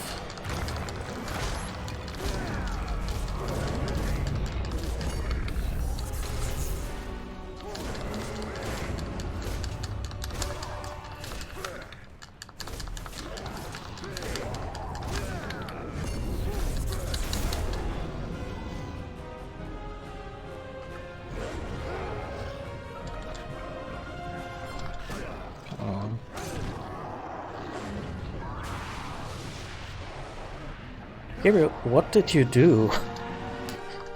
Oh.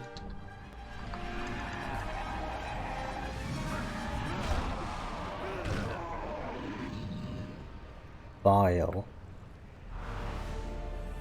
Just crush the staff, take its dark energies, and eviscerate this necromancer with it? Anyway, no, Gabriel's totally not turning into a creature of darkness.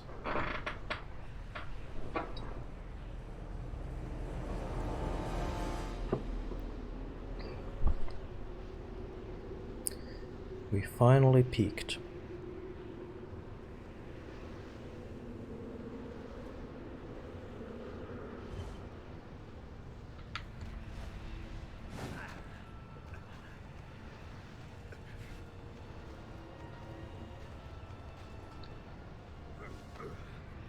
Yeah. They do a really good job in this game of depicting how he gradually becomes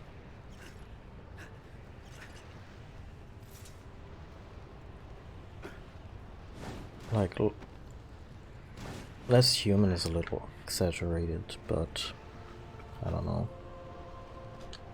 troubled. And I'm like Kratos, I keep banging on Kratos.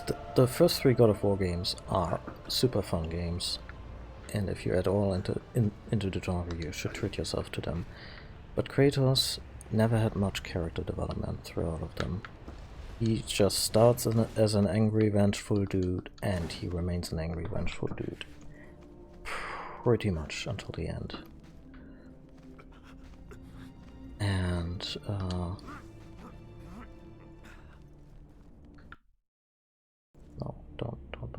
don't crash. It crashed again. Why? Why all of a sudden?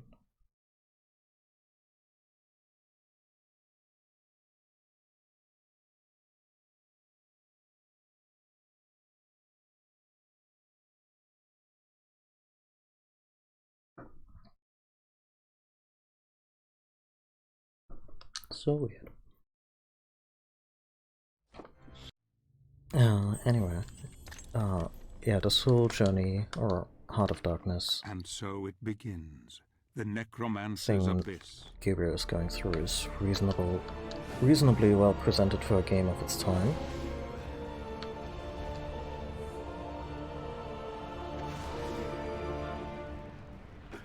Oh, did I just give up progress, thinking this might be a secret? That's okay.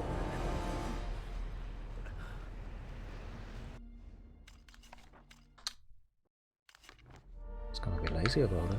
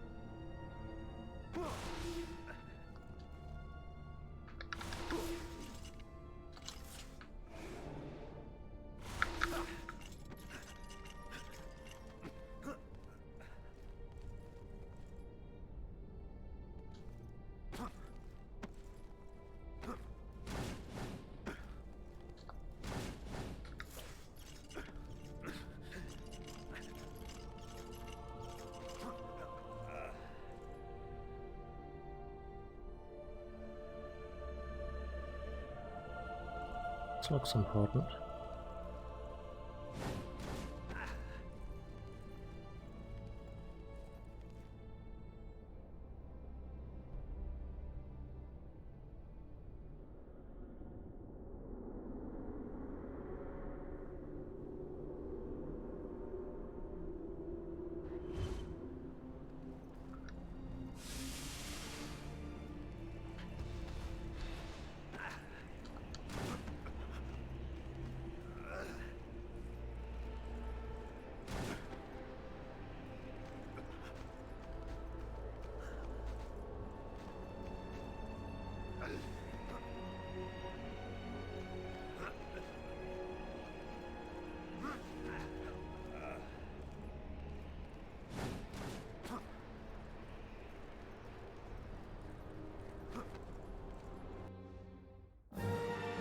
Go.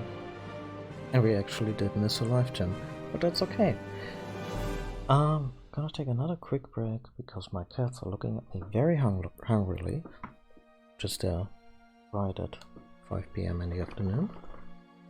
So I'm gonna feed my cats, and then I'll be right back for the finale.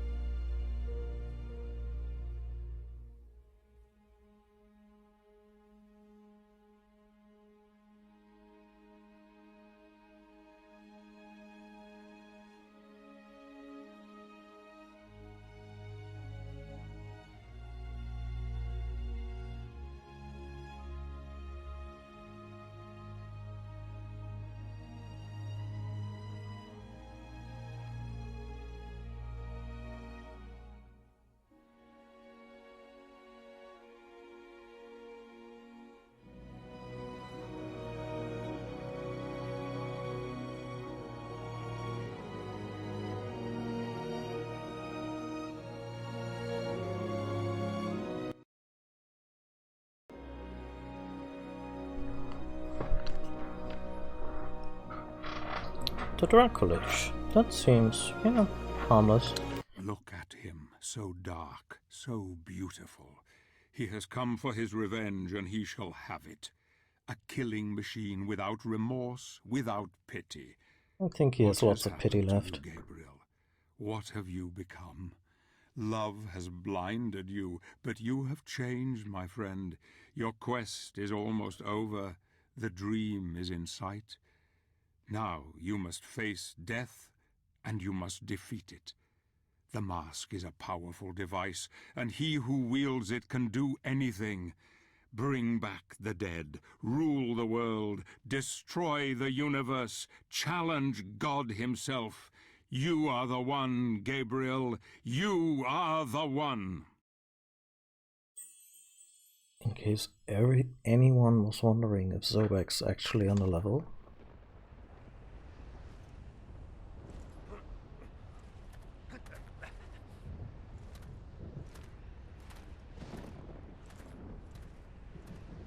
Impressive, warrior. I'm amazed you've come this far. I have come to end this, sorcerer. By whose authority?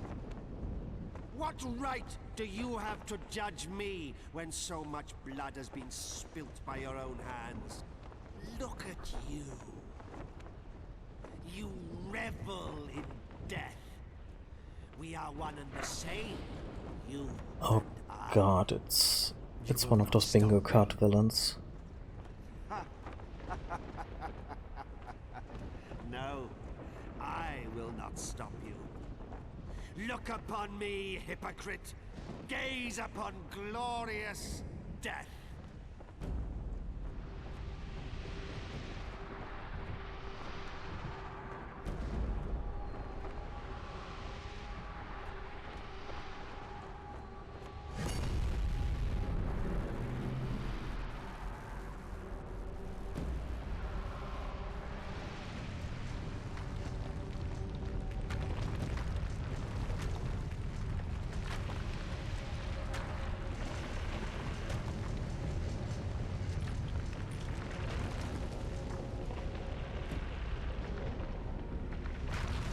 What a thing to miss on the way up.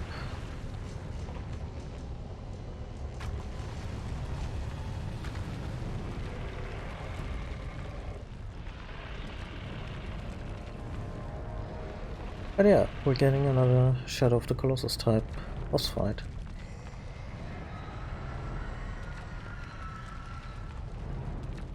But if I remember correctly, this one actually involves more than just hitting orbs. Or runes or whatever.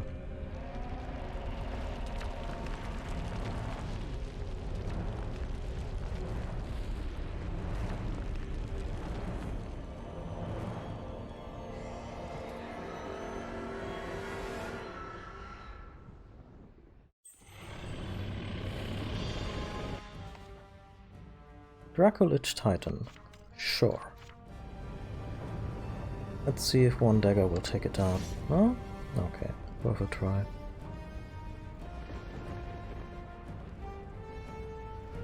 I'm guessing I have to do something while it passes by. There we go.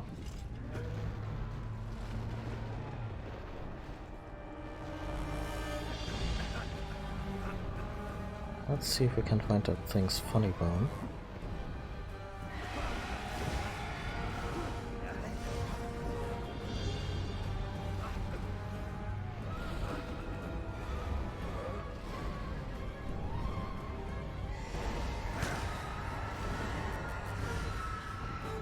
We're fine.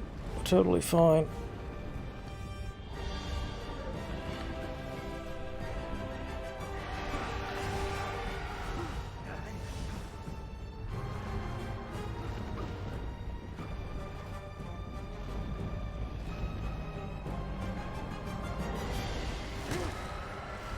It's just in case I get on this station.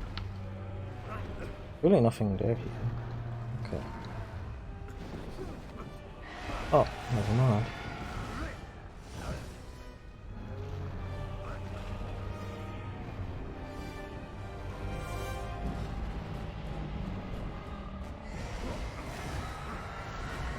Hi, Azimak.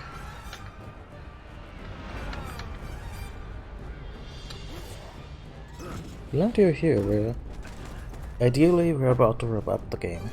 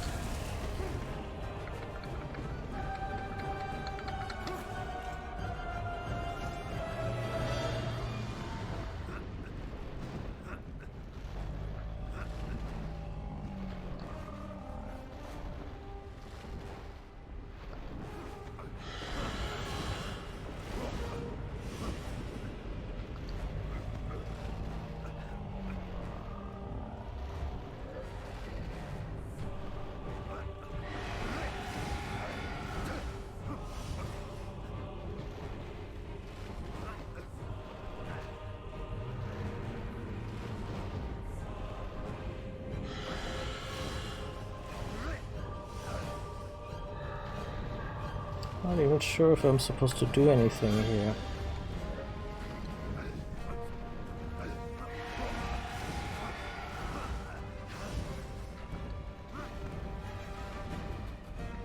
Okay.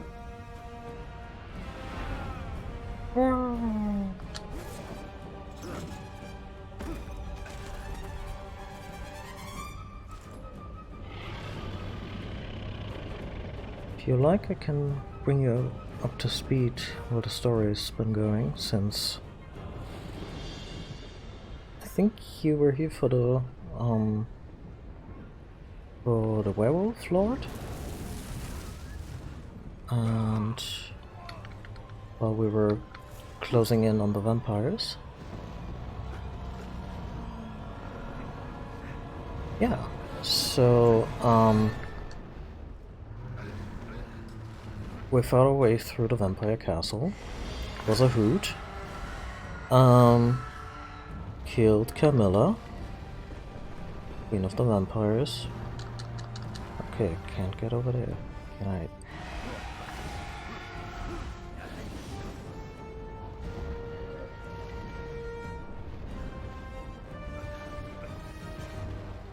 Maybe we have to really go underneath because of arbitrary reasons.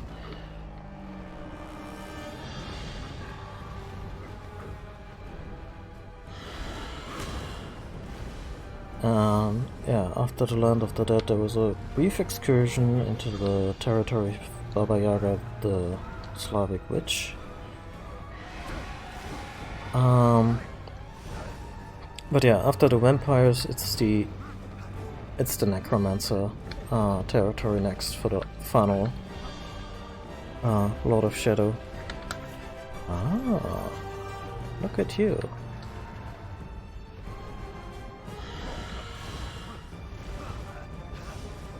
And we've encountered the ostensible lord of this territory, and he was like, oh yeah, have a Draculich.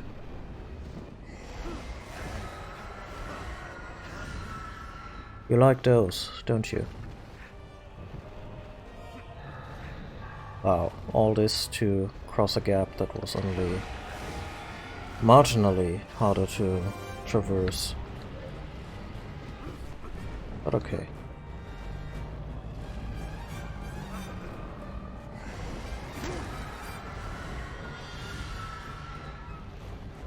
Yeah.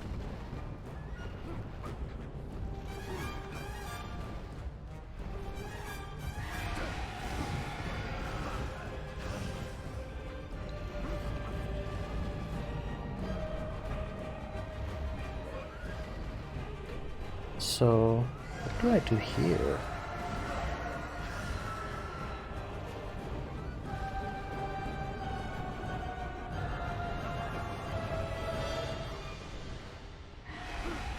Huh.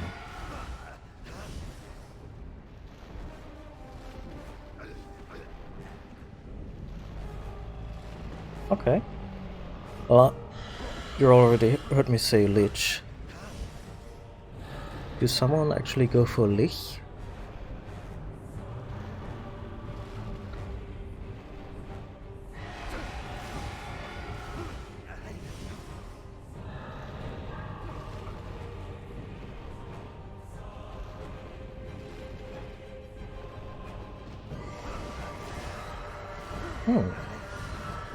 Lech. Lech.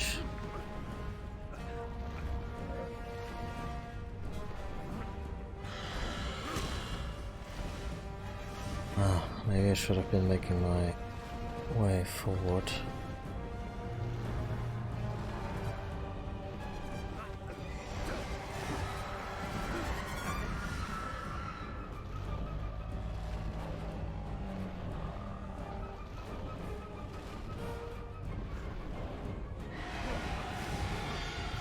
A little stumped, but okay, I'll find it.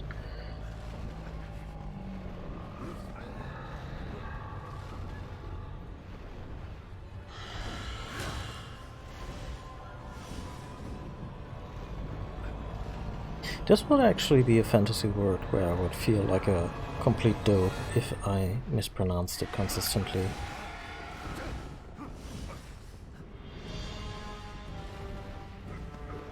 No.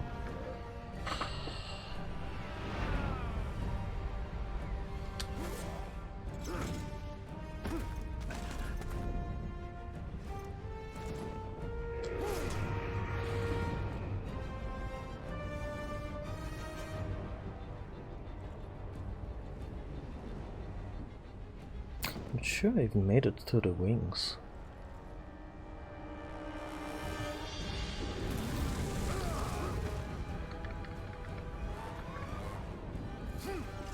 Okay. So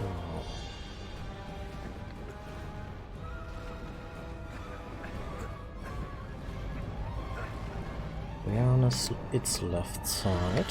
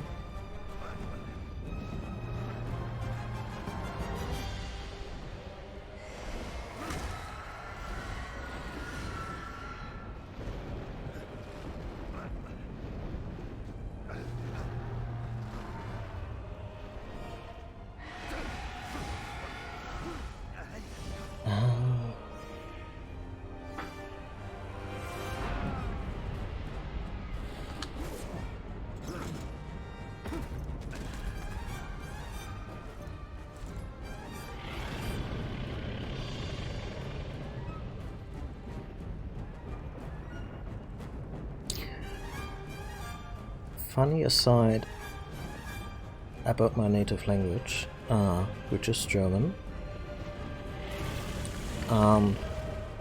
One word we have for disgusting is widerlich.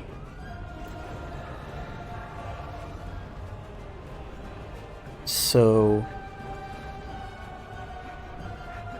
it's the obvious and very tired by this point joke to make when we encounter a lich in like say D&D in our group, to make puns to that effect, like, oh yeah, well, it's that widerlich.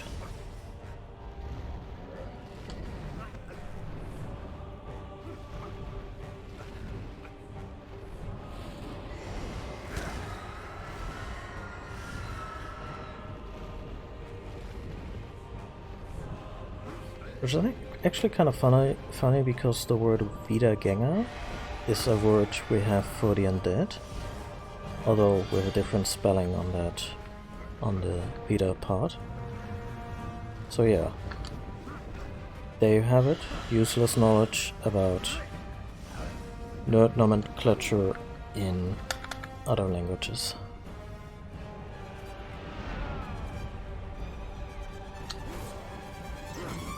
Excuse me, I'll check my messages real quick.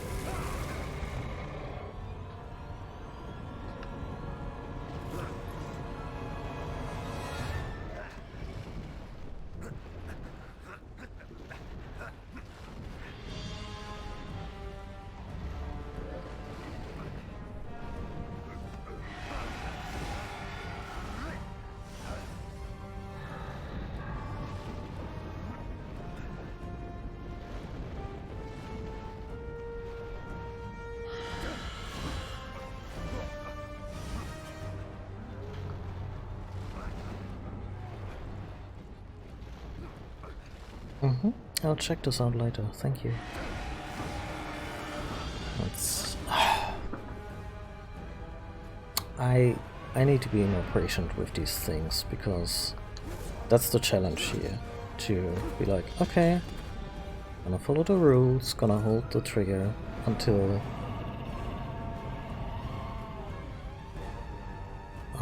the shaky bit is over.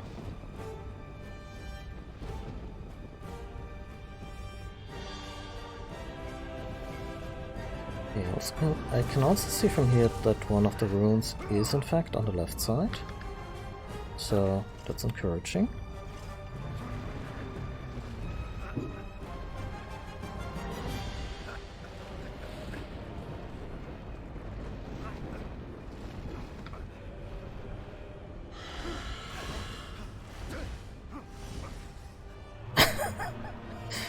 Just hold on for dear life.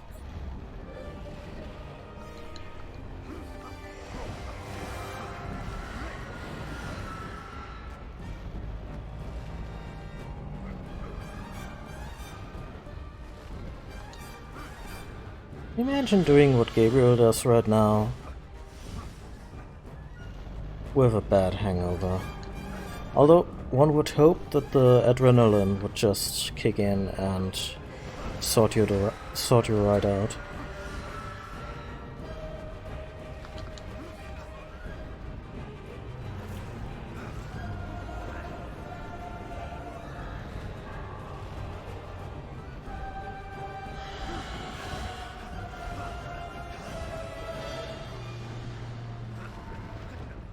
Okay, on the other side.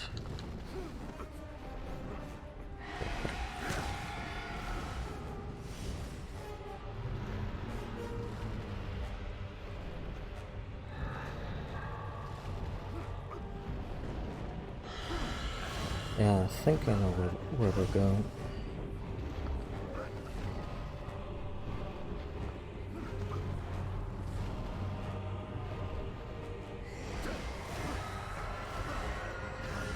Yeah.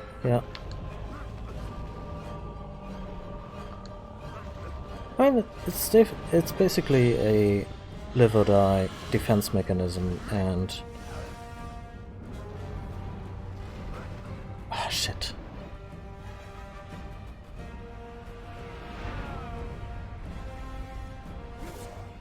And like, if we could run with that, if our bodies could run with this kind of performance level continuously, they just would.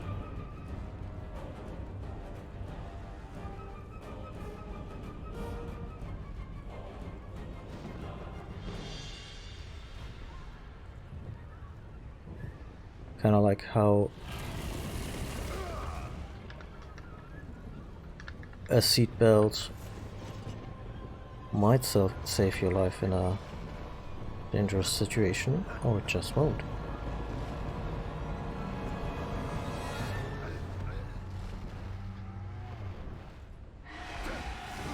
Oh, okay, specifically when it comes to hangovers. Is it because the alcohol messes with your circulation? I was more thinking about the whole adrenaline kicking in when you're in danger.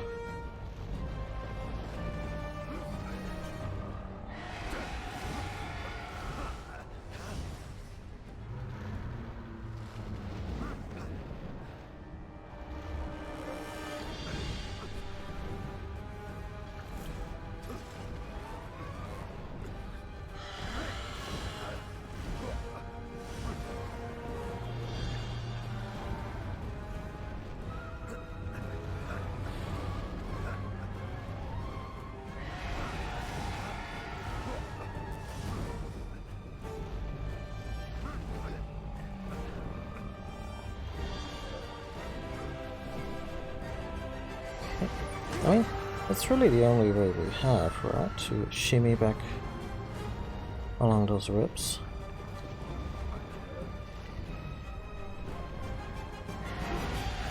Oh.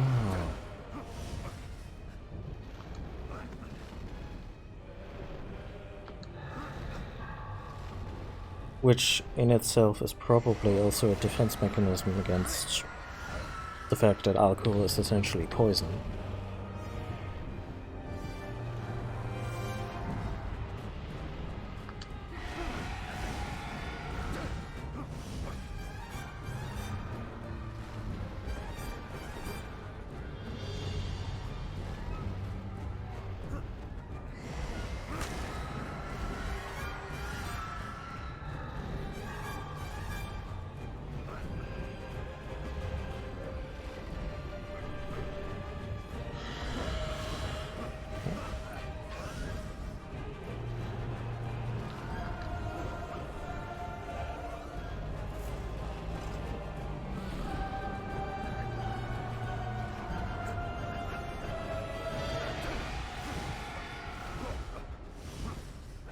Please tell me this is actual progress.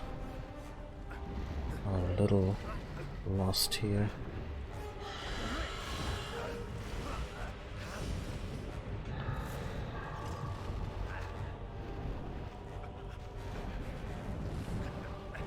Like, it feels like I'm going in circles, but I might not. No, we actually made it to one of the rooms.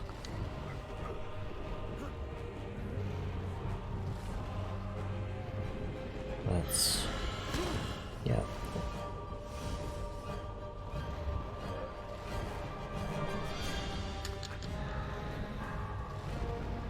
Game? What am I supposed to... okay, hold up.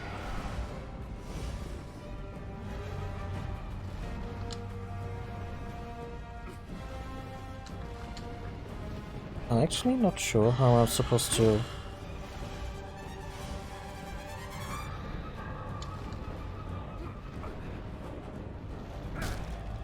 oh, I just do this, okay.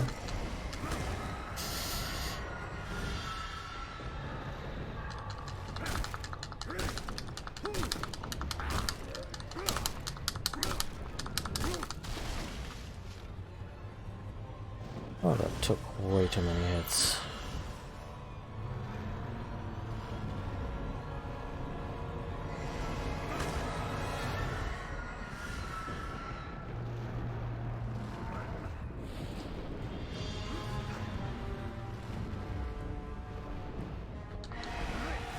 Nope, nope, nope, nope, no jumping. No jumping right now.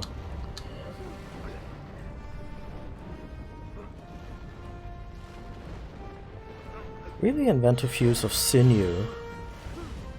Gotta give them that.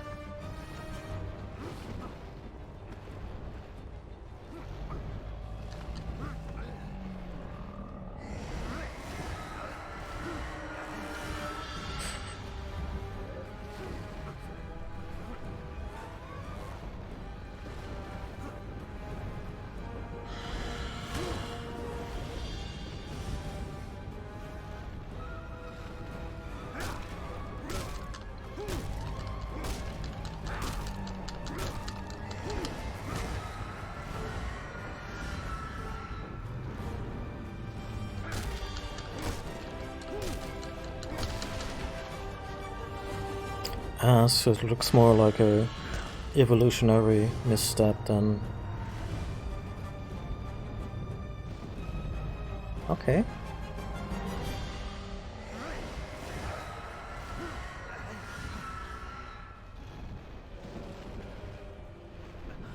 Oh wow.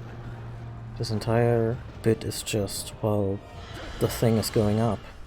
That's cool.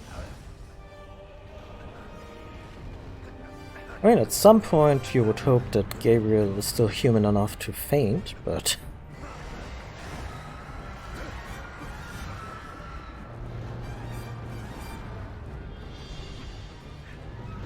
yeah. I remember some nature documentary that I watched as a kid where apes would, or monkeys, I think it was monkeys, would get blasted out of their minds on fruit that had been out in the sun too long. And yeah, obviously it was hilarious to see them just kind of be wobbly ill-coordinated. And what the documentary probably didn't mention, really easy prey.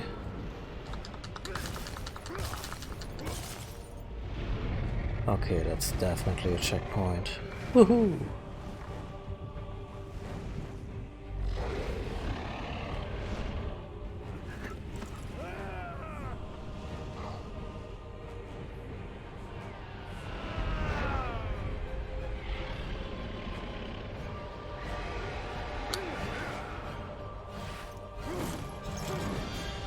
Also, Gabriel got his wings.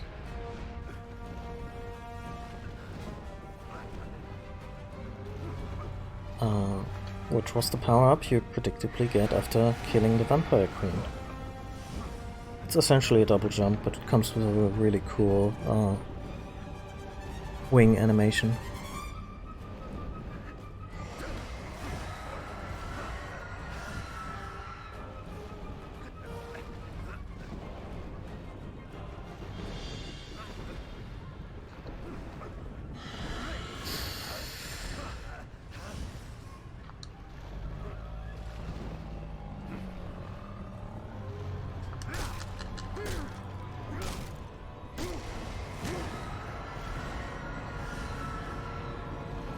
Yeah, which also becomes thematically more relevant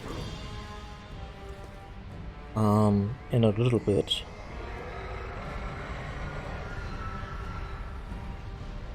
But yeah, for now, let's just beach this flying whale. It's like the darkest possible ending to Link's Awakening, isn't it?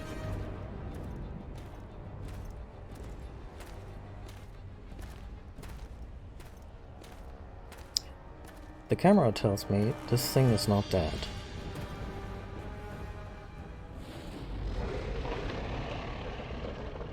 Game. Oh, it didn't crash this time, just... I also love how this monstrosity was able to sneak up on Gabriel. Like, goddammit, man.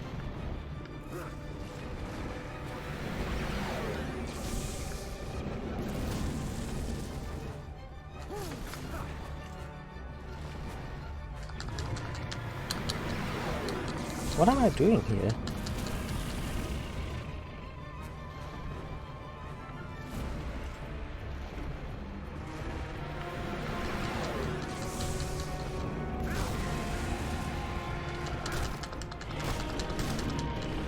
Okay.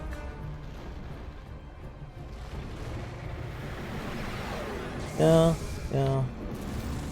It hints at that Marin may have survived as a seagull, which, you know,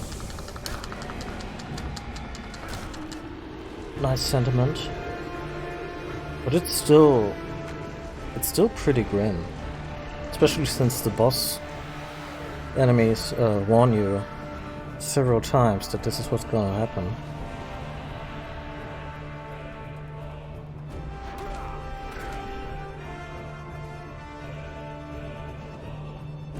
I'm sure he's dead. No?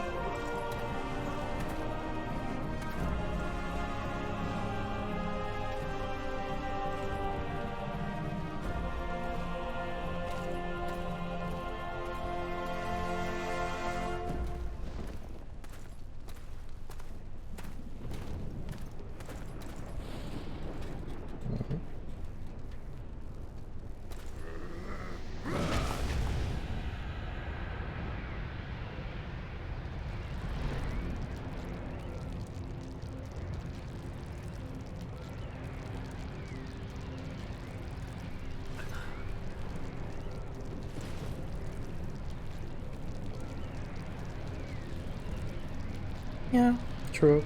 Well, she mostly wished to get away from the island and see the world.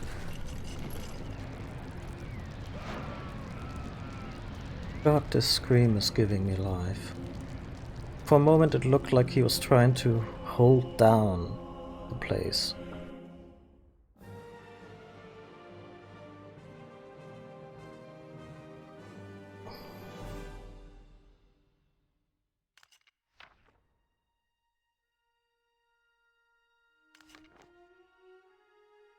So, in case you're wondering, those last 2 chapters are DLC, which I'm gonna be playing when I revisit this series.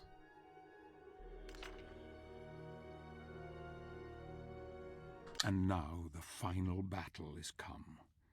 Marie is waiting for you, my friend. She knows what you have done. She knows everything.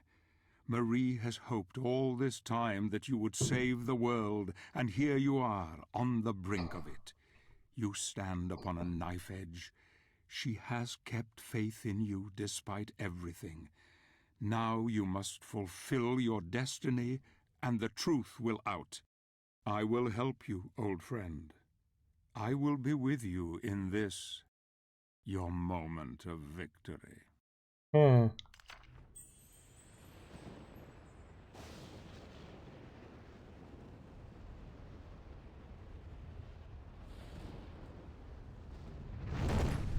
Sure, it's gonna be fine.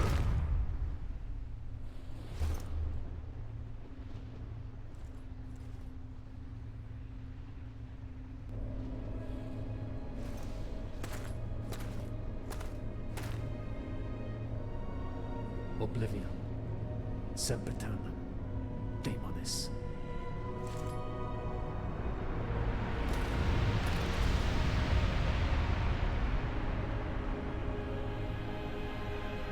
As a reminder, the main issue is that the world is currently in a state where the dead cannot move on to heaven. Like they're perpetually trapped in limbo. And it's a bit of a mystery as to how this came about, where this evil spell came from. And one way to fix it is supposedly the God Mask. Congratulations. You have done well, my friend. I see you have united the powers. Excellent. We can now end this, once and for all. Come. Yes. Let's bring an end to this charade. Finally, it is time for the truth. Let us remove our masks.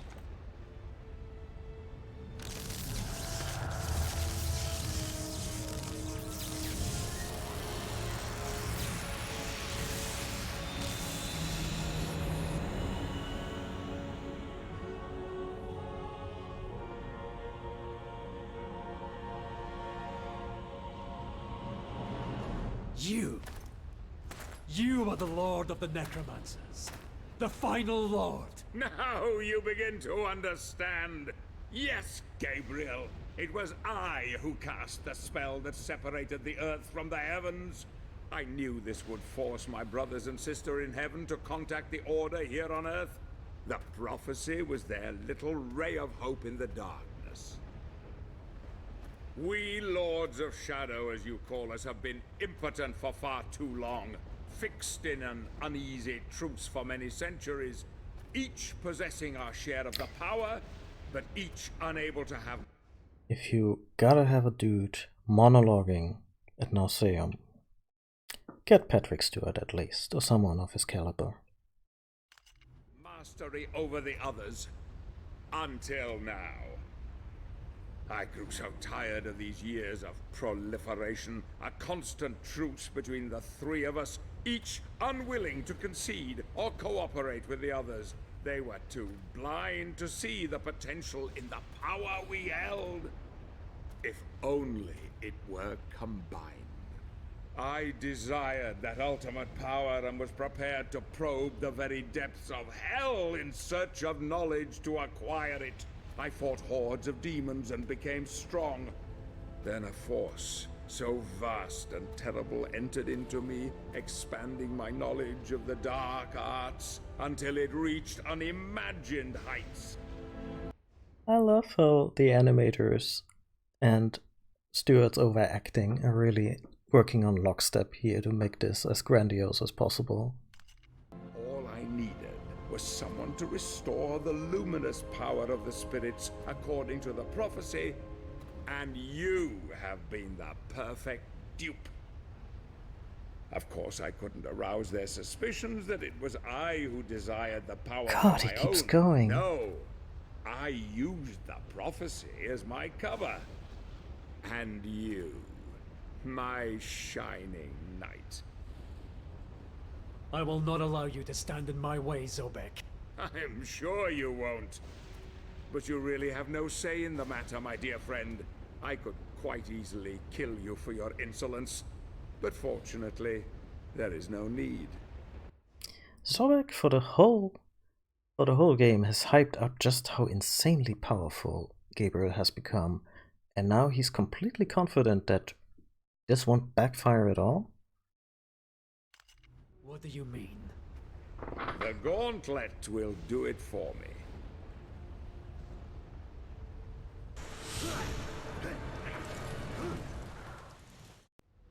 As I told you, dark power is my dominion, forged in the pits of hell no less. There was just the small matter of the child and her protector. But you came through with flying colors.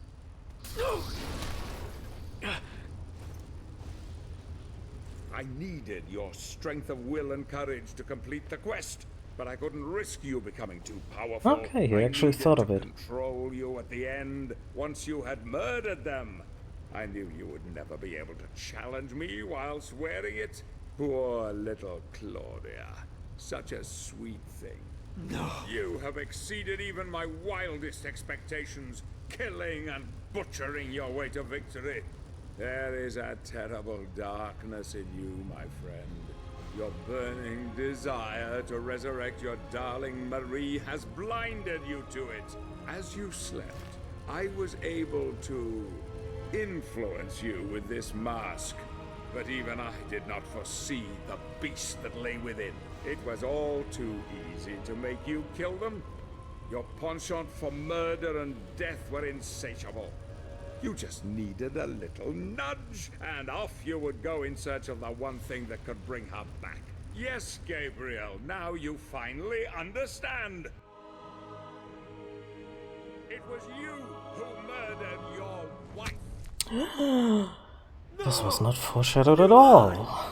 Search your soul, Gabriel. You know it to be true. Wow. I was worried she would reveal my charade to you at the lake. Yeah. But it seems she had a false hope that even a killer such as you could redeem himself and save the world. With the Even the shameless Star child, Wars quote. Claudia, could see her own demise at your hands, and yet she also trusted in you to the bitter end. Yes, Glorious, Kitty, this is isn't all it? very corny, God but I still love this himself game. sees you for what you are. A cold-blooded murderer. Beyond redemption. Beyond hope.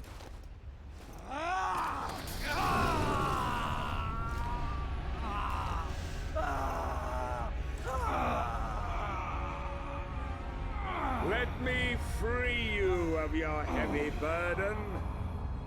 Goodbye, old friend.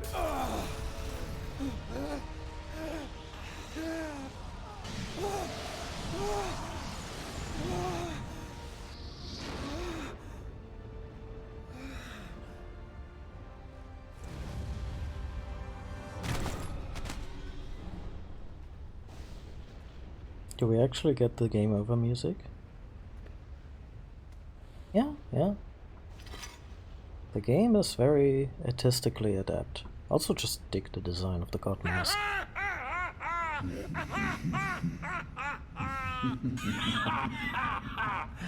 Hail, mighty Zobek. Who's there? Who? Well, Don't you remember me? I came to you in the void. I granted you knowledge and power. Power that you could never have obtained on your own. Surely you haven't forgotten. In fact, I planted the idea for this whole elaborate ruse into your tiny mind in order to serve my own higher purpose. Jason Isaacs is such a I no good longer voice need your actor. assistance. The power is now mine. No! No!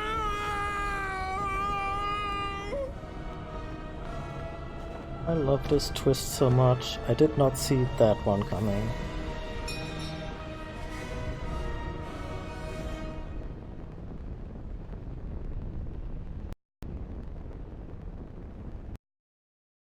Jesus Christ, it really crashed in this very moment, didn't it? Oh. Game, why? You ran perfectly for 3 sessions.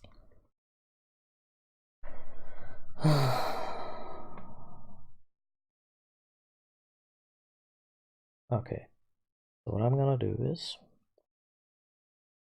see if we can get back there, but also promised my significant other to get dinner ready.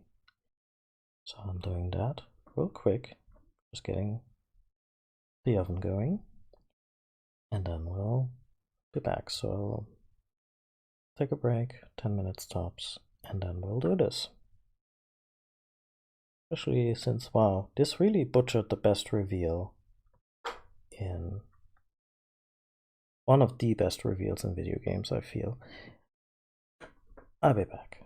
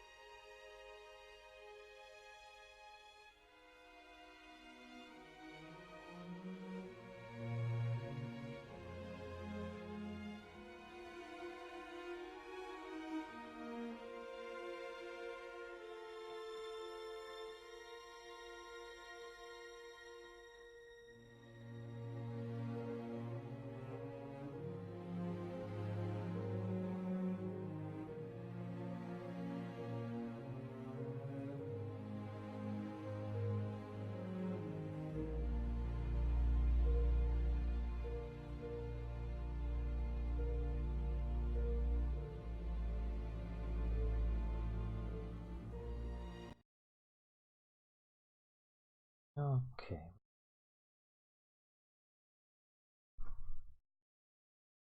Capturing the game? Yeah, okay.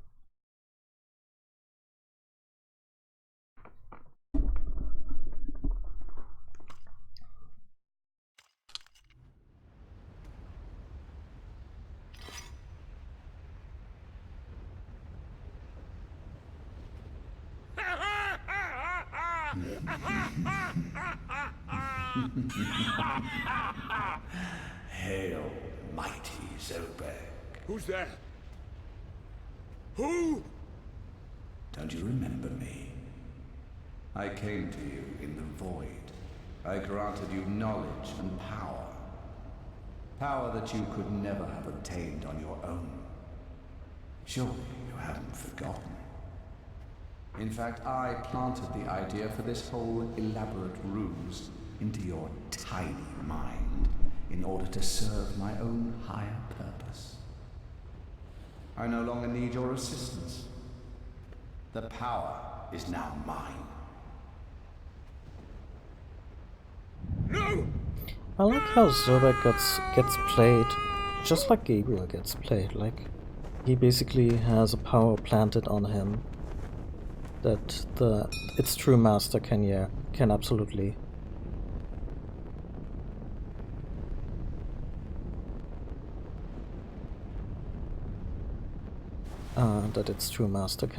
control. Yeah, who might this be?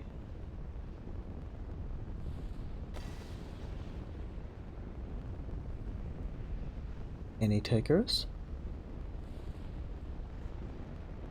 Father, I come for you. Before the end, you will bow down to me!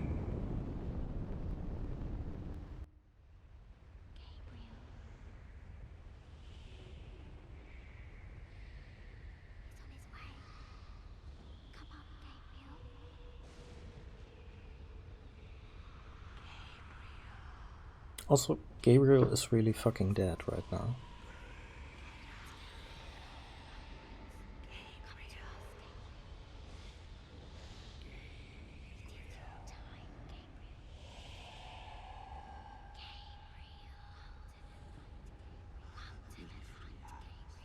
It is your time, Gabriel. Don't be afraid. Come with us. Join us. Get away from him. Don't wake him. It is Satan, yes. Don't touch him. You cannot have him.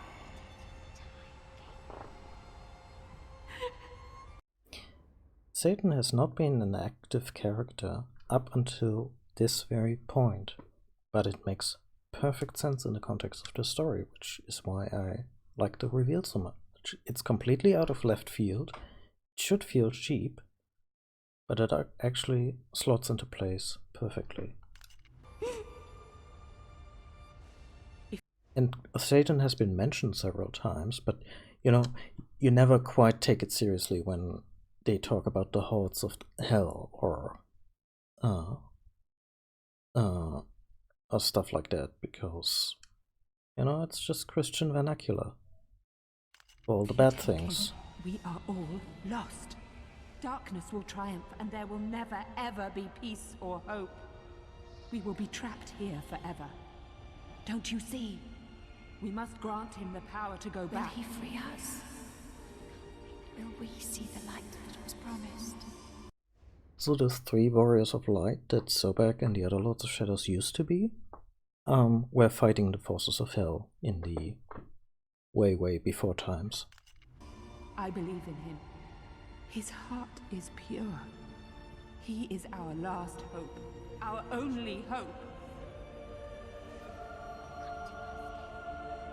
And yeah, there's Marie.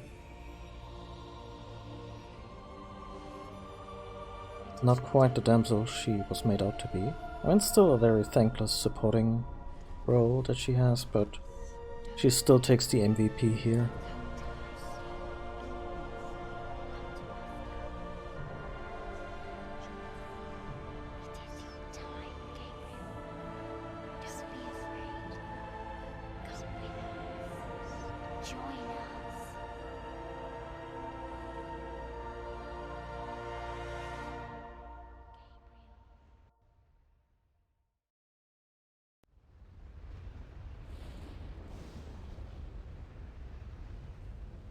Yep, she's the merciless play of the game.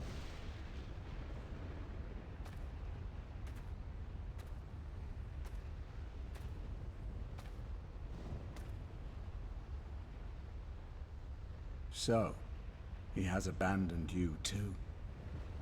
So be it. Join me. I will love you more than he.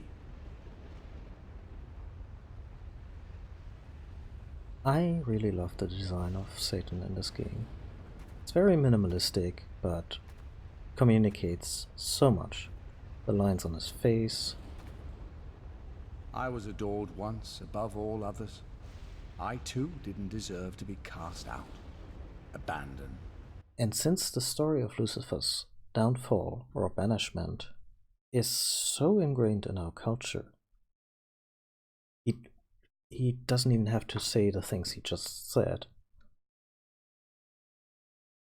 Yeah, also looks like a previous angel. Now you know what that feels like, don't you? Hate can bring us back, give us strength. Embrace it. It is what is in men's hearts that he cares about.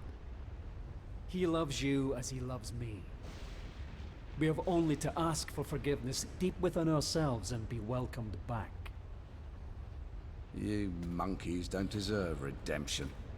It is my divine right to rule by his side as an equal, or perhaps more than that. You would rather rule in power and might than to offer forgiveness and love. This is why you are cast out, Unholy One. You dare to challenge me? You will die for your blasphemy. Your soul belongs to me. Surrender! And here we go. Final battle and the most kick-ass music in the entire game. Your weapon, and I'll show you mercy.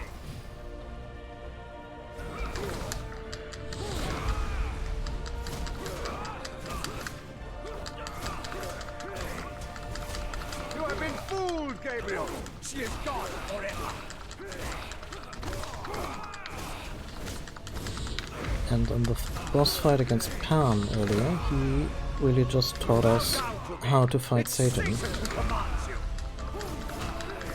by countering light and dark magic appropriately. Hold on.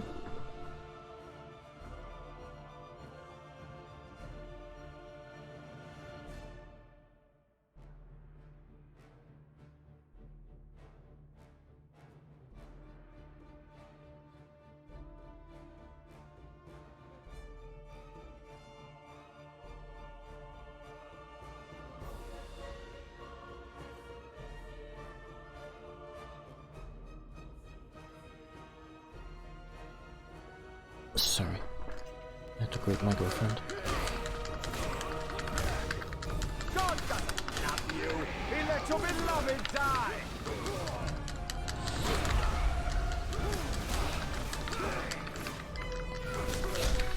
Surely you can do better than that, Gabriel.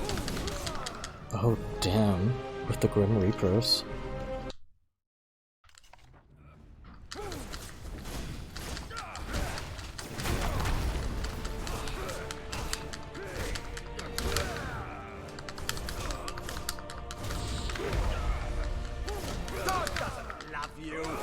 Your beloved die!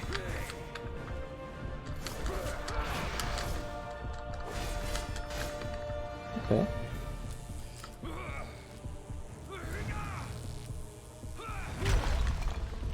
Damn.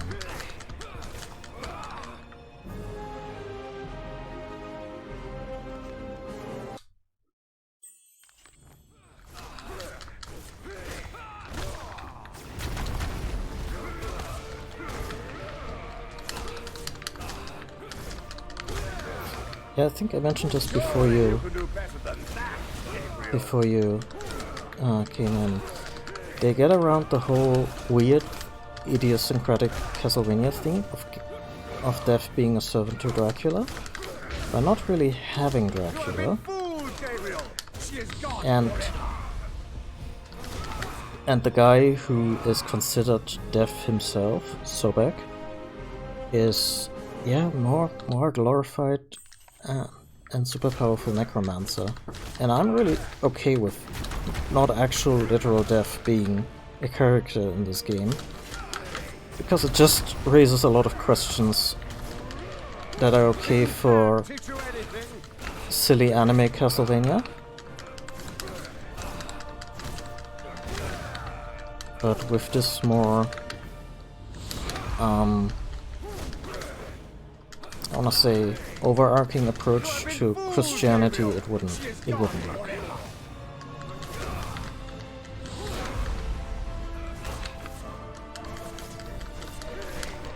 Oh yeah, that too. Just actual literal death should probably be more of a challenge than he usually is. Surely you can do better than that, Gabriel. Fucking hell. I mean, literally, right? Bow down to me. It's Satan who commands you. Also, I mentioned before that Satan is voiced by Jason Isaacs. Is that the power of God?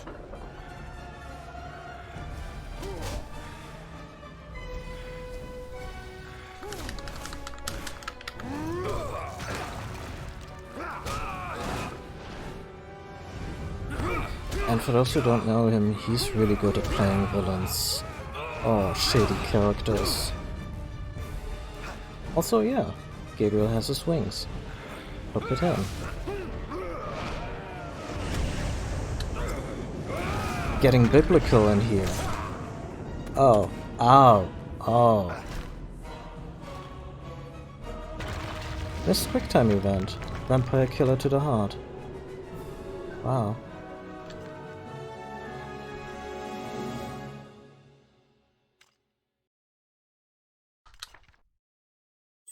The fight in this game.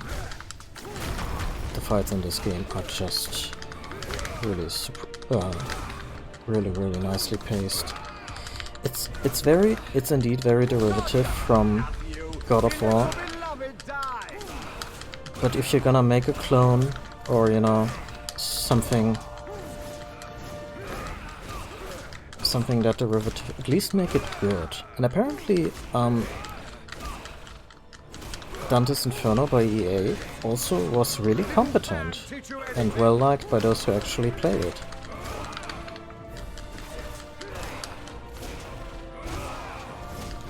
Impossible! Is that the power of God?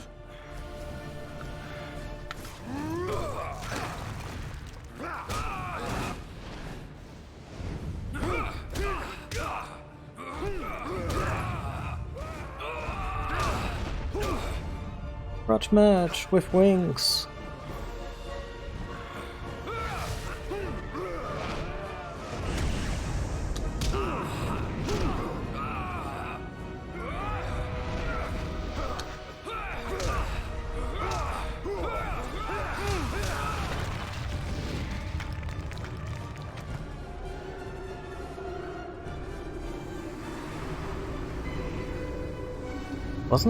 Wasn't the marketing one of those really edgy, offensive things?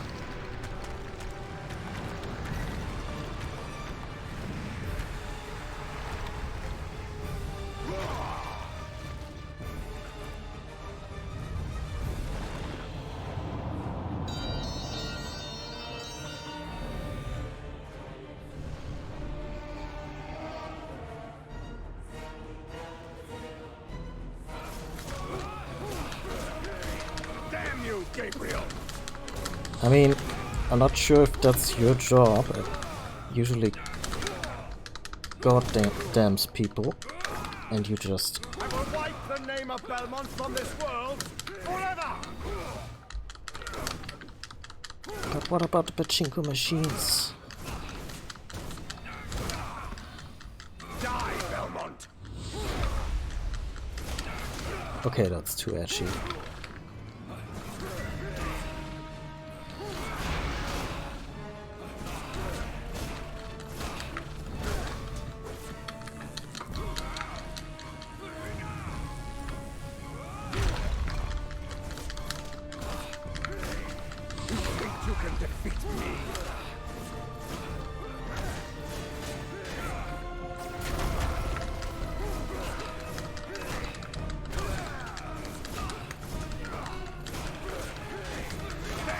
Gabriel!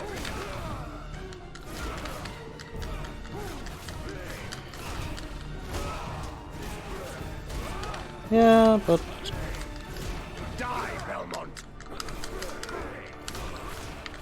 Just how much suffering is there really when you run the place?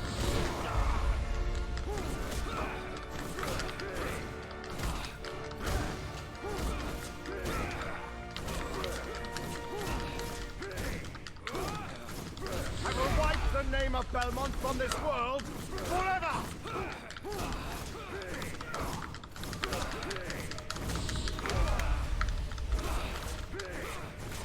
You think you can defeat me? Oh, that's the plan.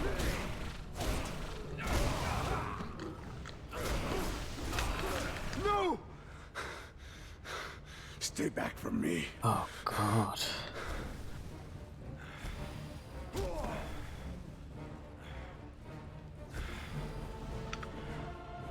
Is that already it? I had so much trouble with this boss.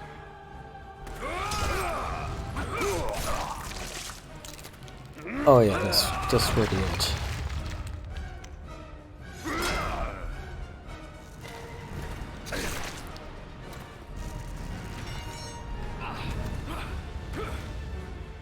Stay down.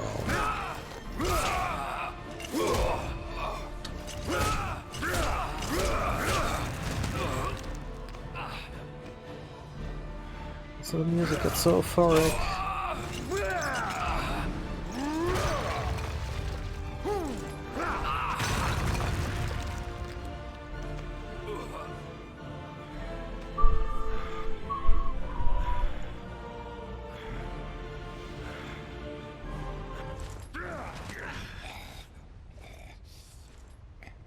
Take your hands off me, murderer. Your soul is damned. Oh. Ask forgiveness and mercy for those that I have wronged. What I did unknowingly. Yet I would change everything if I could. He isn't listening, Gabriel. Your fate is fixed. Every man has the power to repent. I have faith in that. Forgive me. Forgive me, my God. I will have such fun with your Marie. I will introduce her to such pleasure. Wow, that's low even for the devil. Once I have finished with you, Angel.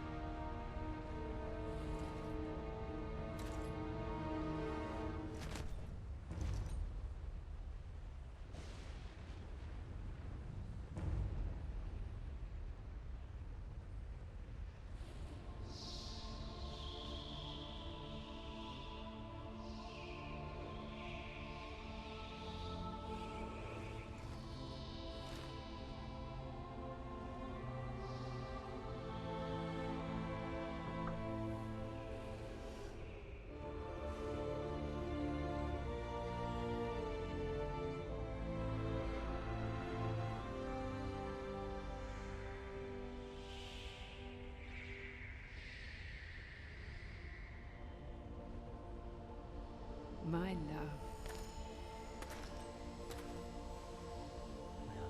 Alive? No. I do not want this. Why has my life been given back to me? Fighting Satan for one thing. It is your fate. You have been given back what was wrongfully taken from you. To repent your sins. To make amends. But without you. You freed them all. You saved us all, my Gabriel. I couldn't save you. I knew I could not tell you, or despair would have eroded your resolve and everything would have been lost. I had faith in you, hoped that you would be strong enough to free the world, and you did not let me down. I am not worthy of your faith, your love. I am nothing. You are a good man, Gabriel. You are as God intended, fallible, yet capable of great things. I loved you then, as I love you now.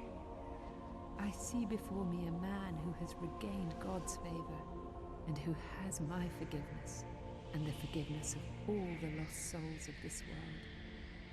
You have saved us all, and you have saved yourself.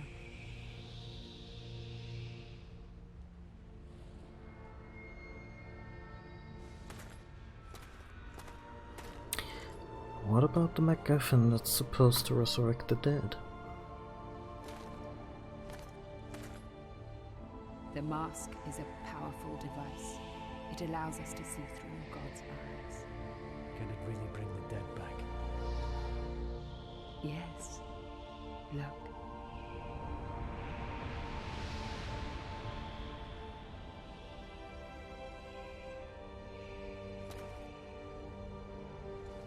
Ew. Dusty. Fool's hope. It is too late for me, my love. I cannot come back. No. No, don't go. It is my time. The light is calling. I'm not afraid. Please, stay. Stay with me. It's beautiful, Gabriel. So beautiful. It's calling to me. Calling. You should be glad he didn't do anything else with God's lips. Forgive me.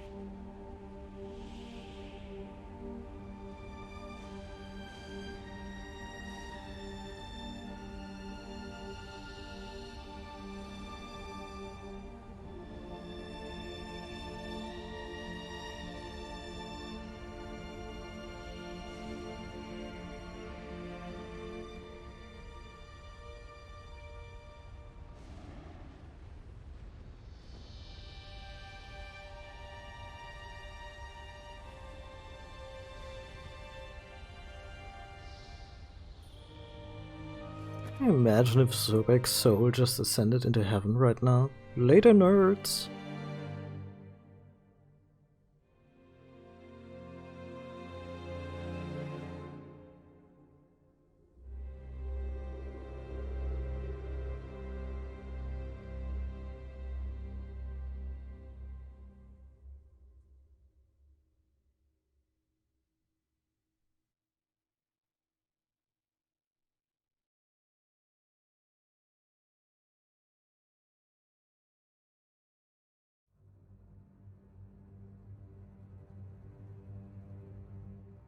Yeah, and that's lots of shadow. Or rather, it almost is. So the twist with the main villain being Satan and then having this big epic fight against him was a pretty good one. The fact that Gabriel doesn't actually get to resurrect his wife and is left behind on Earth. Kind of what was to be expected.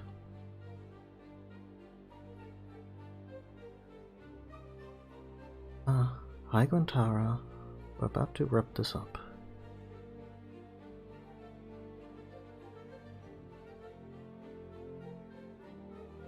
But there's more.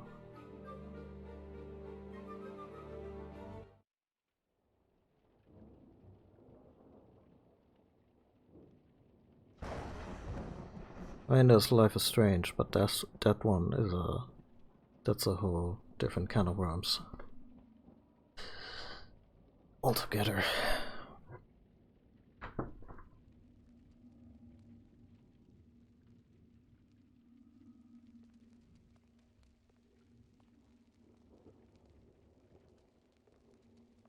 I'm always torn when it comes to these stories. On one hand, I can totally get the desire to bring back their loved ones or exact revenge to an extent. I can understand that. and relate, which is why these stories are always very compelling for me. But I'm really split on the decision on whether or not it should actually happen. Like in a fantasy scenario, I'm like, yeah, sure, we can cheat death, let's do it. But on the other hand, these stories deal with these issues because we have real life issues letting go. And an escapist story about death where you can just go, oh, no, not happening.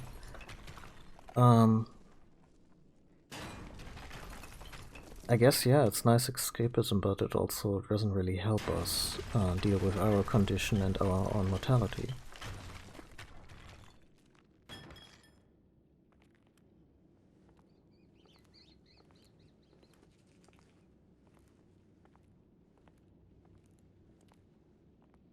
Also, that's totally the skeleton of Slogra.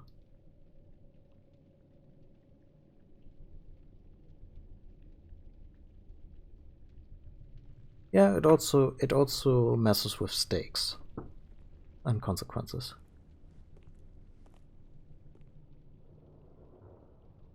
A big fan of the Critical Role actual play series, D&D, and the DM actually has a system in place that makes resurrections less of a sure thing. And it gets progressively harder the more often it happens, and that's a really good way to go about it.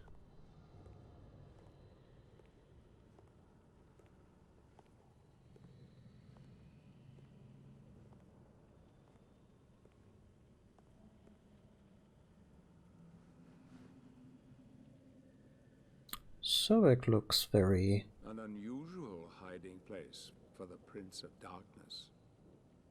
Don't you think?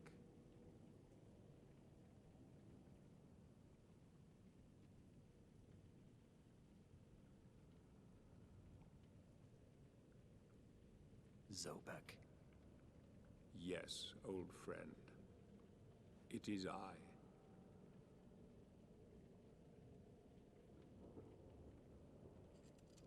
Where have you been all this time? Out there, amongst the living. And what of you? Why have you been hiding all this time? Gabriel. Don't you dare call me that. Ysint Dracul.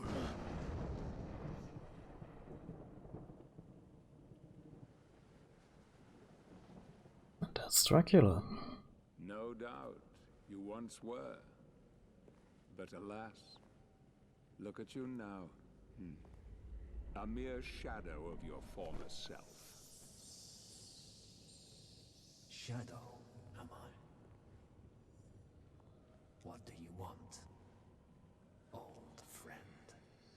Satan's acolytes are readying for his imminent return.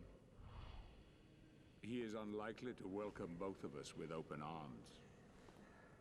Don't you think? Help me stop him. Or you and I will become his favorite pets. For all eternity.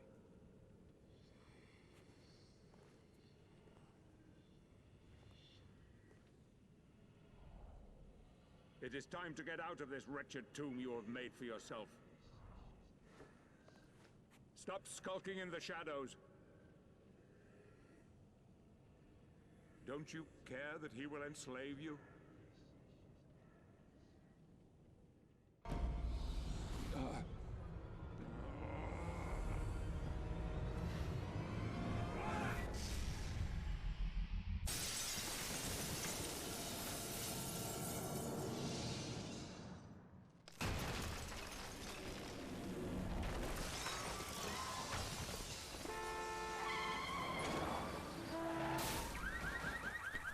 As far as post-credits scenes go, this one is a masterclass on setting up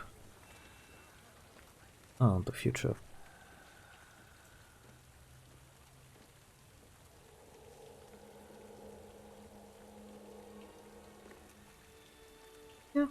You still play as Gabriel.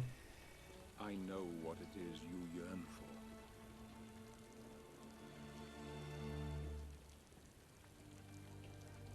I cannot die. Yet. I cannot live. Help me, and I can free you of your immortality.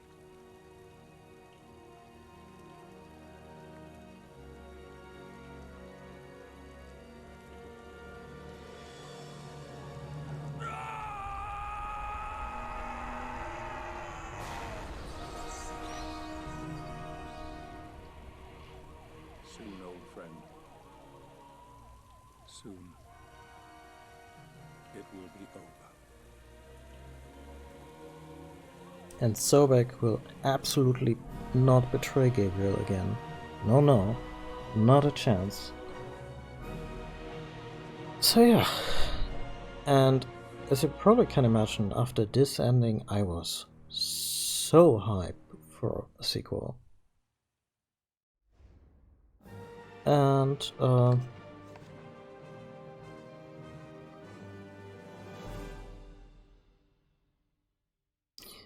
yeah, like I said, DLC will have to wait. I would like to use the DLC as setup for the subsequent games when I return to the Lords of Shadow sub-series.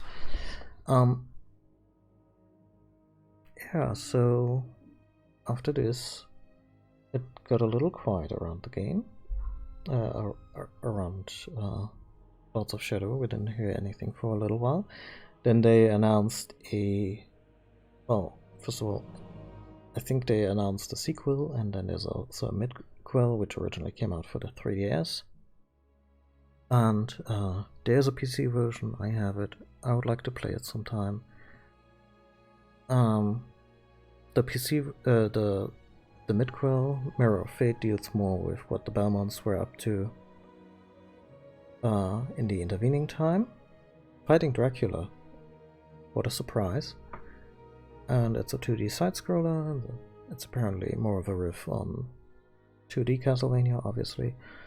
I hear it's fairly mediocre, but yeah, I'll probably judge it more by its storytelling chops if it's not, I don't know, infuriatingly bad or something.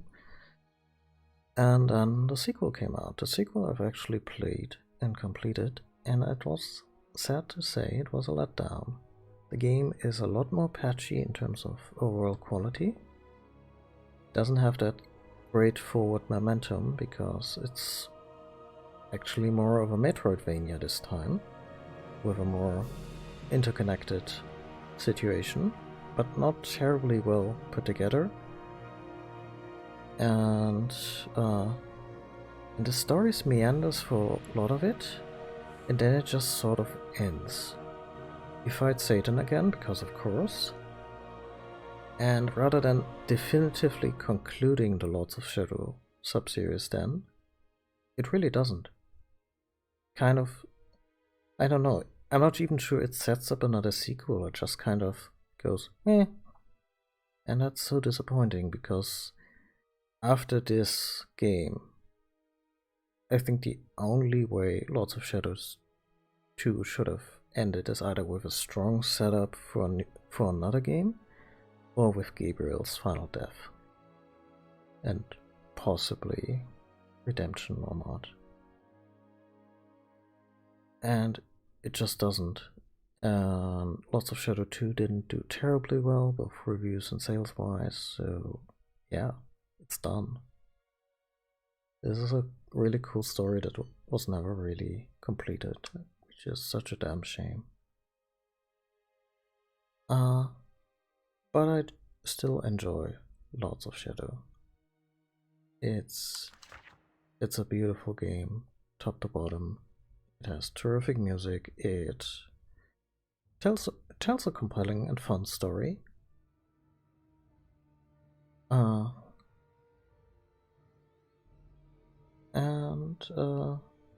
Yeah, for what it is really, really good. And that's why I wanted to showcase this game this Halloween season, because it gets often overlooked as, I don't know, the Rent of the Litter or the Western Made one, and those are never good. And sometimes they can be really good. And I'm glad I could show you all this little gem. Okay, I'm gonna sign off now, have dinner, and I'll be back on Wednesday with Resident Evil 4. And this one is not contested on whether or not it's good or not. It's very highly regarded. And yeah, I haven't played it in a while. I'm really looking forward to it. It's a wild ride. Thank you all for watching. And yeah, I'll be back on Wednesday. Have a great week, everyone. And I'll see you next time. Bye.